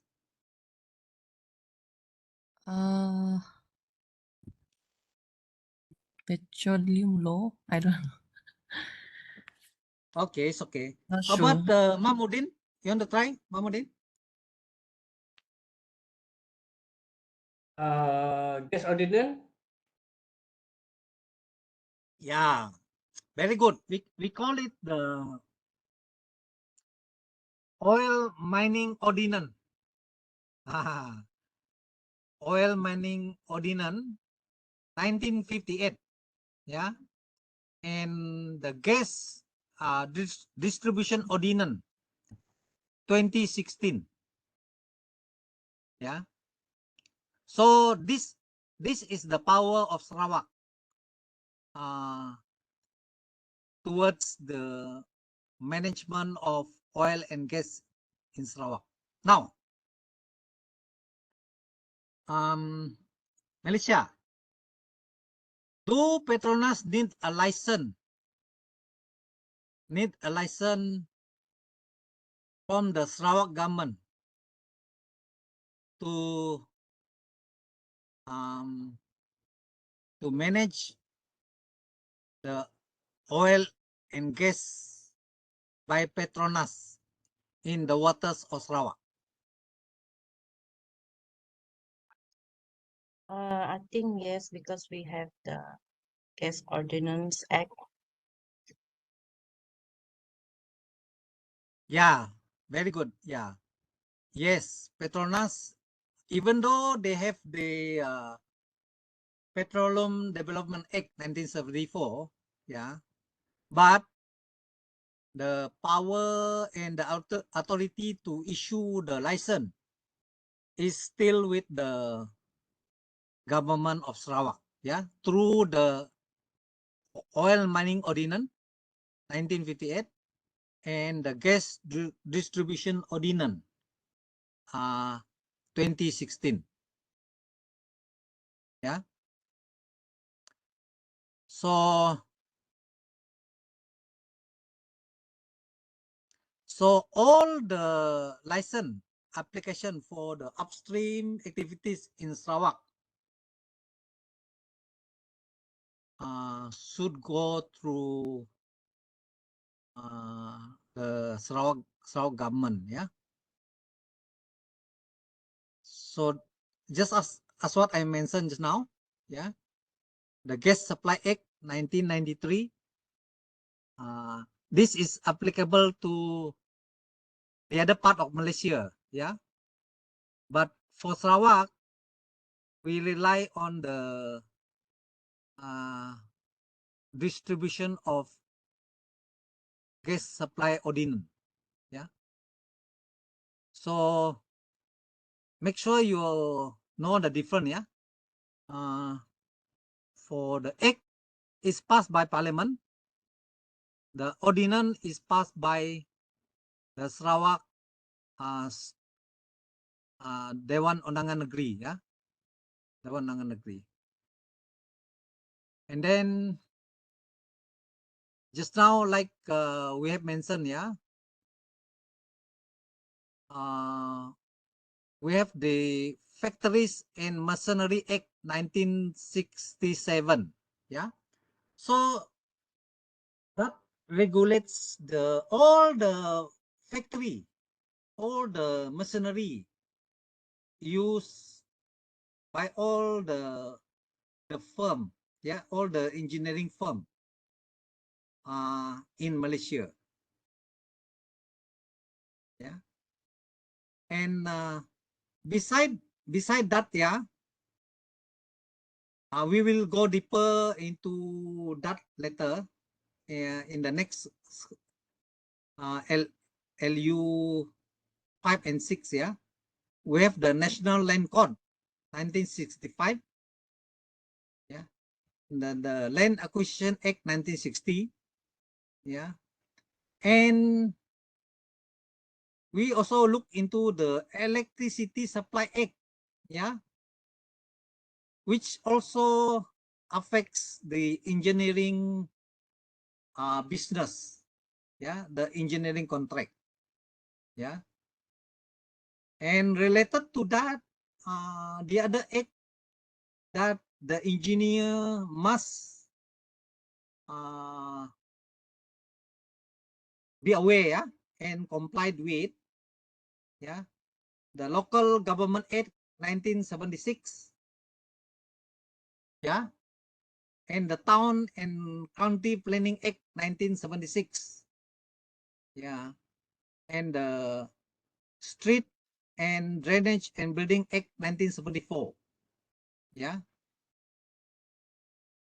Now, how about the health and safety environment management in the oil and gas industry? Now, the oil and gas industry, yeah, it involves a lot of risk. Yeah. Risk to what? Yeah. What are the risks involved in the oil and gas industry?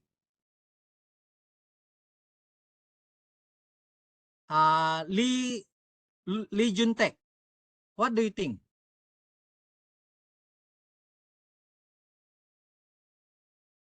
Sorry, Doctor, I just came back from the toilet. Can you repeat the question? Okay. Yeah. Now we are talking about the oil and gas, yeah, the management of oil and gas industry in Malaysia, yeah. Now we are talking about the health and safety and the environment, yeah. Okay. In terms of risk, yeah, what kind of risk are we talking about if you talk about oil and gas industry in Sarawak? The risk of oil and gas can say is the safety of the piping, where You talk about where the, safety, yeah. yeah. Safety of the piping, yeah. Good, yeah. Any more? And also depends on like the weather on the plantation station. The Because, weather in the yeah, in the oceans where they build the plantation station where they pump the natural gas and oil up. They have to yeah. think of a way to prevent the risk. That is more on the weather risk, yeah. Yeah. It could be also related to environmental risk, yeah, hazard, yeah. Yes, correct. One more risk, very important. Explosion. Explosion, yeah, that is related to safety, yeah. Explosion related to safety and also to environment. One more very important related to human being also. What is that? The health of the workers. Harassment. Yes, very good. The health, yeah, the health of the employee. Yeah, the health of the people, yeah, who work in the oil and gas industry, yeah. So these are the three major risks that the authority and the company involving in oil and gas, yeah, that they must do something to mitigate the risk in terms of health, in terms of safety, and in terms of environmental hazard, yeah. Now,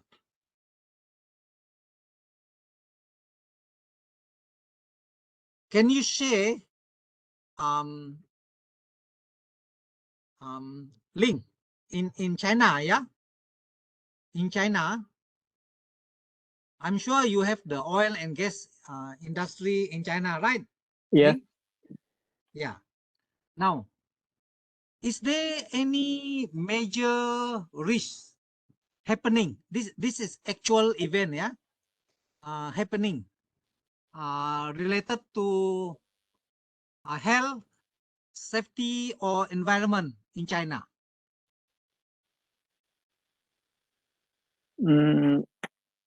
I think it's just happening in I think in the resorts and but in factory in city I don't hear about this. Maybe some I, I think is what's the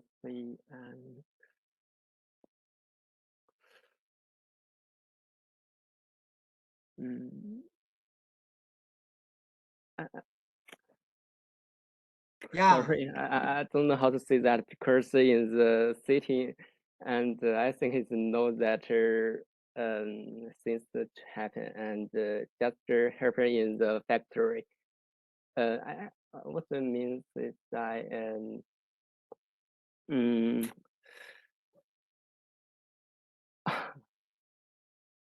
Yeah, it's okay, Ling. Yeah. So in Malaysia, the government come up with the Petroleum Safety Measures Act 1984. Yeah, in order to mitigate or to manage the risk involving health, safety, and environmental hazard in the oil and gas industry. Yeah, I think the Environmental Quality Act 1974 is also relevant. Yeah, and the Occupational Safety and Health Act 1994 is also relevant in this case. Yeah, so under the Petroleum Safety Measure Act 1994, yeah, it relates to the safety in the transportation, the storage, and the utilization of petroleum, yeah, and other thing related to transportation, yeah, whether it by water, by road, by railway, or pipeline, yeah. So in a way, the Malaysian government is taking the necessary action, yeah, to enhance the safety, the health, and environment management in the oil and gas industry, yeah, in Malaysia. Now, besides that, yeah,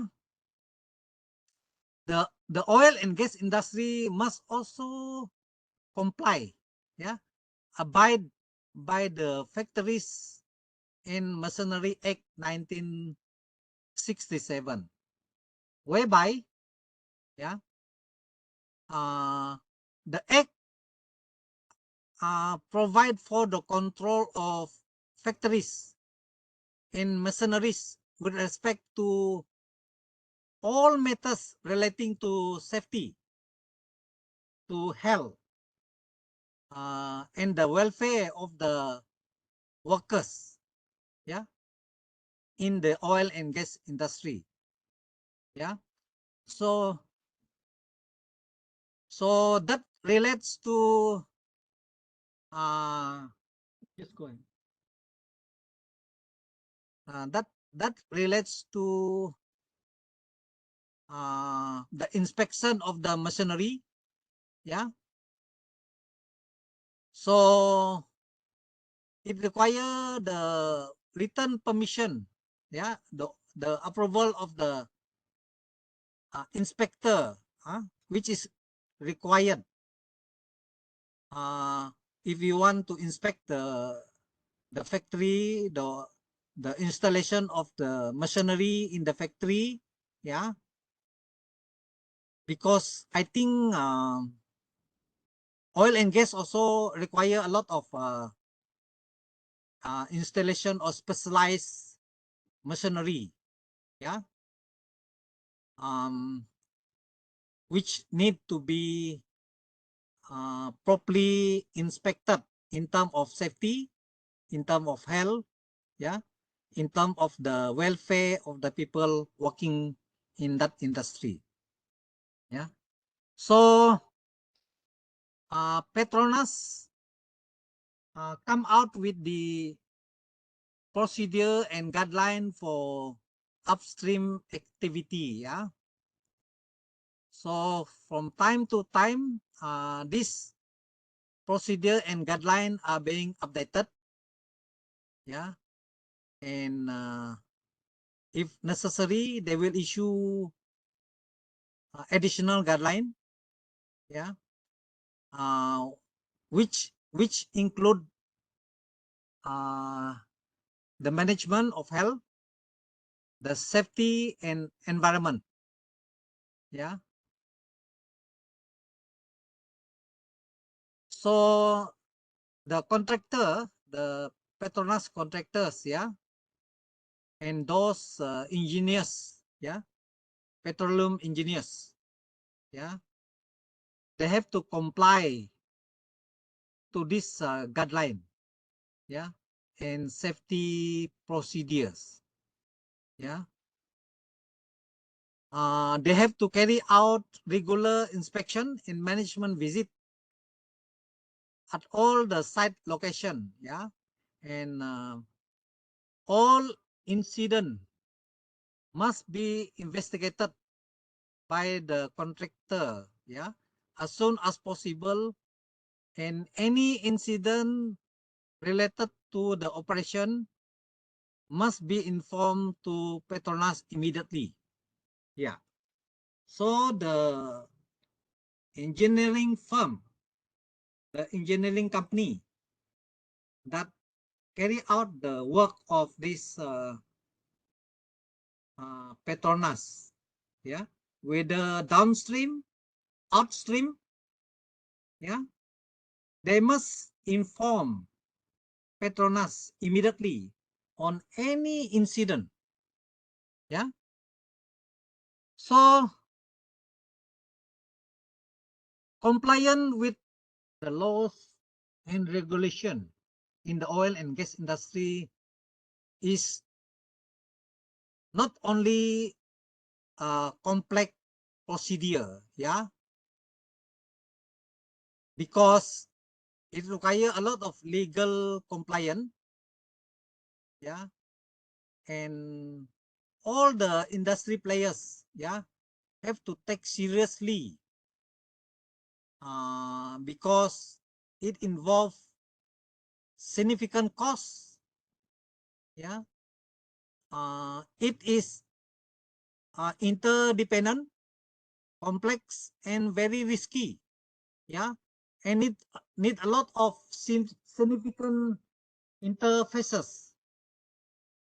Now, what happen if the engineering firm or the engineering company fail to comply to the requirement of the petroleum policy procedure or SOP? What will happen? Mahmudin.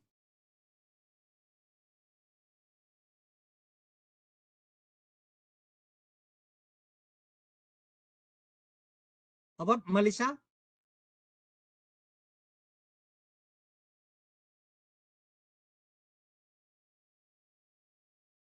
Nicholas, you want to try? Repeat again, Doctor. Yeah. There are many players, yeah, in the oil and gas industry, yeah. a lot of engineering company, they do the contract work of Petronas. Now, if they fail to comply or to follow the guideline, the laws and regulation, yeah, in the oil and gas industry, yeah, what can happen to them?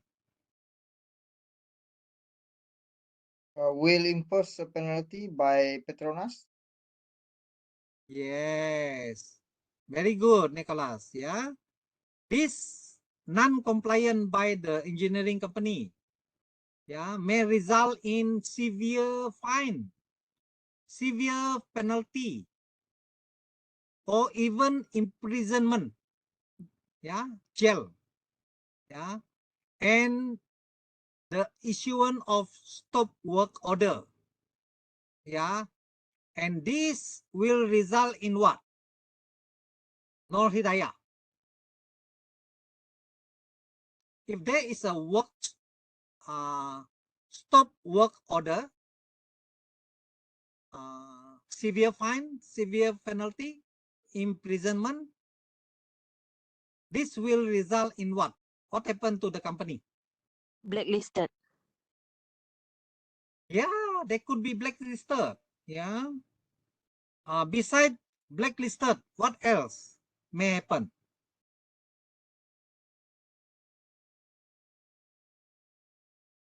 Unemployment.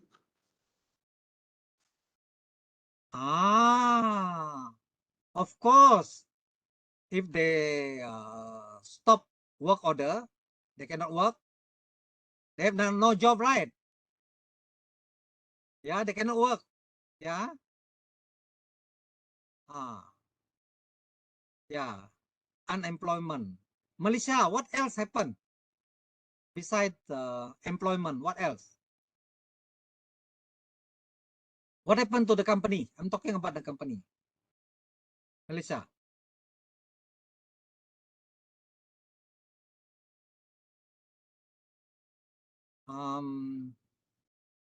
Nur Hidayah.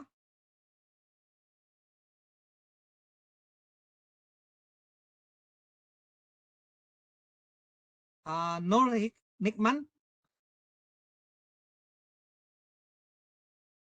Bankrupt. Sorry. Bankrupt. Very good. Yeah, you're right. No Nikman. Yeah. What happened to the company? The company lost of profit. Yeah. And if they are not given the license, they are not allowed to work. Yeah. The stop order work. Yeah. It lead to the company making losses. Yeah. And non-recovery of costs. They cannot recover the costs involved. Yeah. They also lost business opportunities. Yeah. So in the end, you are right. The company may go bankrupt. Yeah. So that is why compliant to rules, law and regulation is very, very important. Not only in the oil and gas industry, but in all the industry that we work. Yeah. In all the industry, the engineers work. They have to, no choice. You have to comply to the rules, regulation, the law, the ordinance, the act. Yeah. Because this rules and regulation is not there to make your life difficult. No. It's there to help you to sustain your business. Yeah. For you to take care of the environment. Yeah. So that your business can go on and on and on. Sustainable. Sustainable. That means it will not stop due to the reason we mentioned just now. Yeah.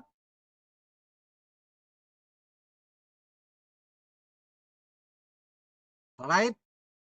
So we cover quite comprehensive, yeah, on the environmental act that affects the engineering profession, yeah, the engineering industry, including the oil and gas, yeah. So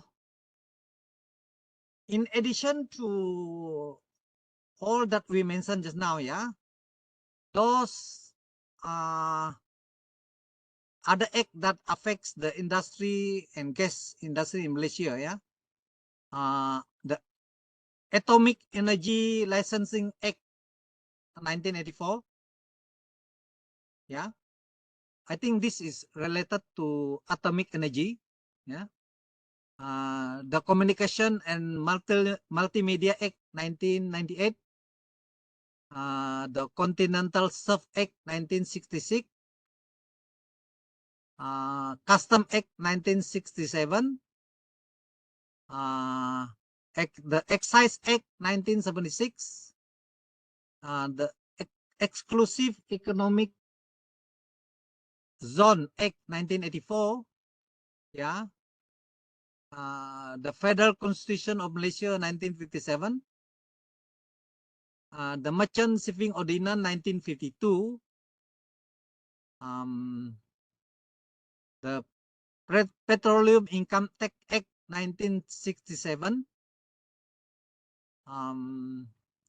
the Protected Areas and Protected Places Act 1959. Yeah, there's so many acts, yeah, involved in the oil and gas industry. Yeah. In addition to those acts that I mentioned earlier on, yeah, the Occupational Safety and Health Act 1994, yeah, the Petroleum Safety Measures Act 1984, yeah, and the Environmental Quality Act 1974, yeah. So all these acts also have some connection to the management of oil and gas industry in Malaysia, and I believe in the other part of the world, yeah. But they have their own legislation. They have their own act, yeah, relevant to their own country. Yeah.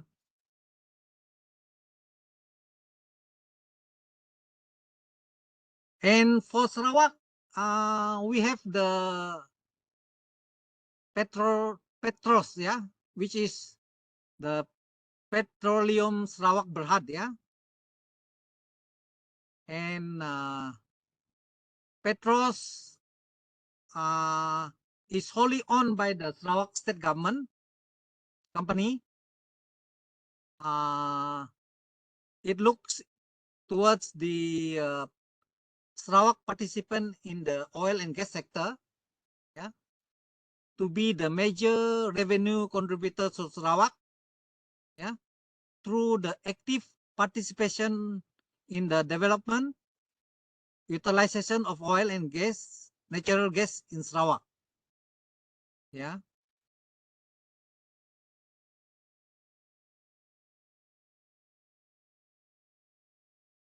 So Petros also involved in upstream activity, yeah, to maximize the sustainable return. That's mean income, revenue, yeah, from the Sarawak oil and gas resources, yeah, to develop sustainable upstream business, to maximize the value, the long-term economic return for Sarawak, yeah, from Sarawak oil and gas resources, yeah. So it involved operational, project excellence, very important, yeah, combined with exploration, commercial and financial discipline. Yeah, that is for upstream. Now, what happened to downstream? Yeah. So downstream, Petros will provide energy security for Sarawak and Sarawakian. Yeah. Moving the gas resources to generate more domestic downstream value added. Yeah. That will transform the life and livelihood of Sarawakian.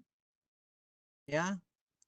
And as a greener energy source, yeah, Petros focus is on natural gas, yeah, to give energy for the Sarawak currently and also for the future, yeah, for the future of Sarawak. So they come out with the Sarawak gas roadmap, yeah. It is a 10-year roadmap, a journey, leveraging on gas to drive the full potential of Sarawak abundant gas resources. Yeah. And this will lead to progress in the domestic gas utilization and sustainable development across the whole of Sarawak. Yeah. And explore how investor, yeah, whether foreign or domestic investor, yeah, which also play an important role in helping to shape the socio-economic transformation for Sarawak through the oil and gas industry. Yeah. So I think we have extensively explored, yeah, the environmental act, the importance of the environmental act, yeah, in order for us to manage our pollution to the environment, yeah, to our water, to our resources, yeah, so that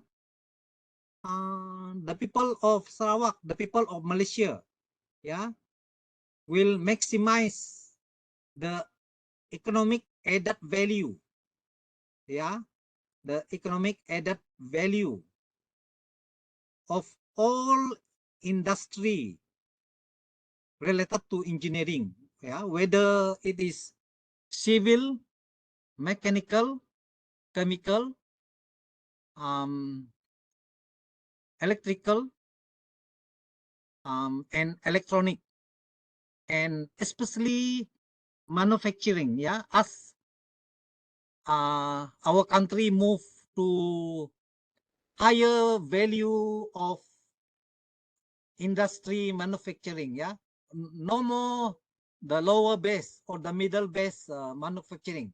We are going up to the higher level, yeah, where we need a lot more professional engineers who are IT or technology expert, yeah, to make sure that we comply with the environment for the sake of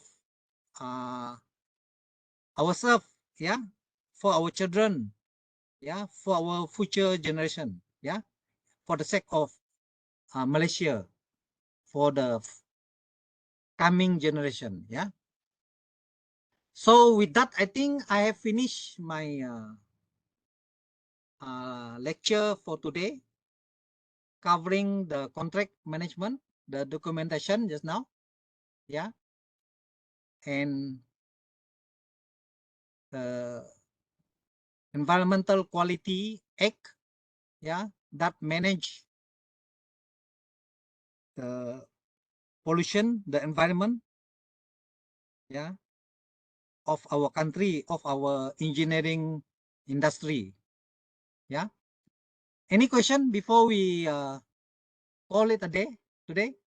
Any question from you all? Nicholas, no question, yeah?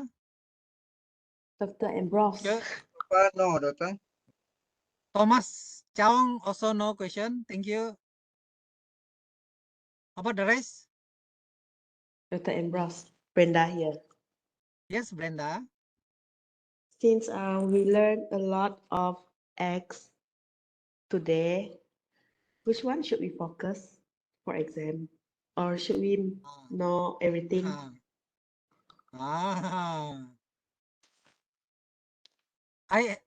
Frankly speaking, Brenda, I have the previous semester question, but I may need to adjust the question, or I may look into the other egg, yeah. So at the moment,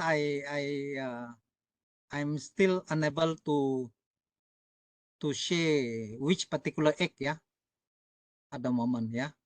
Give me time to think about it, yeah. Okay, Brenda. Okay, because suddenly we are in oil and gas, and then a few minutes ago in environment, and then before that wildlife. So I got confused lah with our framework. Okay. In order to make yourself clear, yeah, the main egg that affects the environment is the environmental quality egg, yeah. Besides the environmental quality egg, there are other egg that are also affecting the environment. That's why we talk about petroleum. Petroleum also affect the environment. It affect pollution. Yeah. The same with the wildlife. Yeah. Yeah. If we cut too many trees until all the trees in Sarawak gone, that will be a disaster to our environment. Yeah. So those egg that I mentioned just now, they have some relationship. Ada kaitan, ya, some relationship with the environment. Except to the degree how much are they interrelated. Yeah, that's why we emphasize more on environmental quality egg, because that is the major egg, that is the mother egg that manage the environment in Malaysia. Yeah, the rest are partly, they are not the major, but in terms of industry wise, for example, like the petroleum and gas industry, that is very, very important for the people, for those engineers working in the petroleum industry, or those contractor, engineering contractor involved in the oil and gas industry. This particular act is important to them. So don't get yourself confused, Brenda. Yeah. Are you still confused, Brenda? No. Thank Not you. yet. Yeah. Well, if you are confused again, you can always discuss with me. Yeah. No problem with that. Anybody else who wish to ask any question? Yeah. Yeah. Very good. If no question, that's mean you are clear, Dahlia. No, I have question. What's your question? So there are many X and all that, right? For Yeah. examination, do we need to memorize the numbers, like the year, like X1 and 19 blah blah blah? Do we have to memorize that?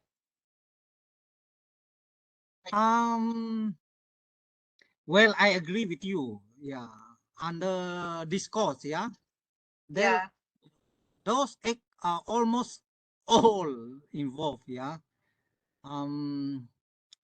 It's not easy to memorize all the year, all this. Yeah. But Yes. I think when come to assignment wise, I think it's not a problem because you can always refer back. What you worry about is the final exam, I suppose. Yeah. Yes. Correct, Dahlia. Yeah. Yes. Your final exam. If you can remember them, better. But if you cannot, don't worry. Yeah. As long as you mention about the egg, I think it's good enough. Yeah. Okay.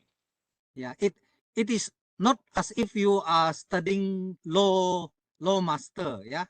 You are not studying law master. You are only studying engineering management. Yeah. But you must roughly know there is a law, there is an act involved. Yeah. So that is the message. Yeah. Okay, Dahlia. Okay. Thank you, doctor. Don't worry. I guide you as we progress. Yeah. Okay. Any other question? Thank you, doctor. Welcome, Dahlia.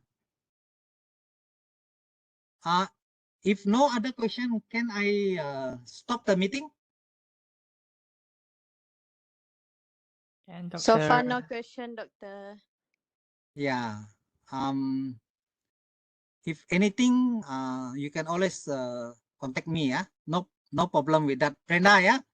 Especially when I supervise your RP1 and RP2. Yeah.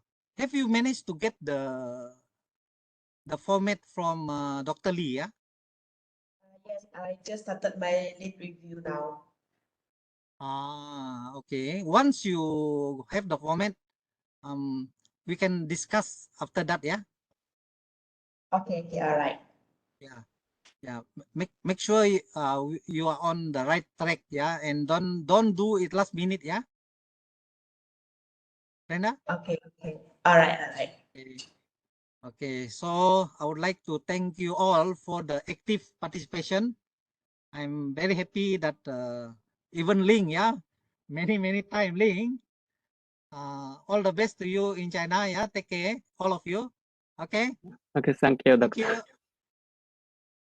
Thank you. Thank you, doctor.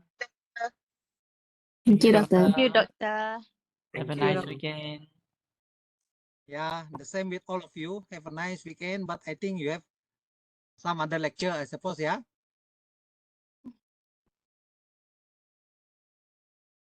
Okay. Bye. Bye.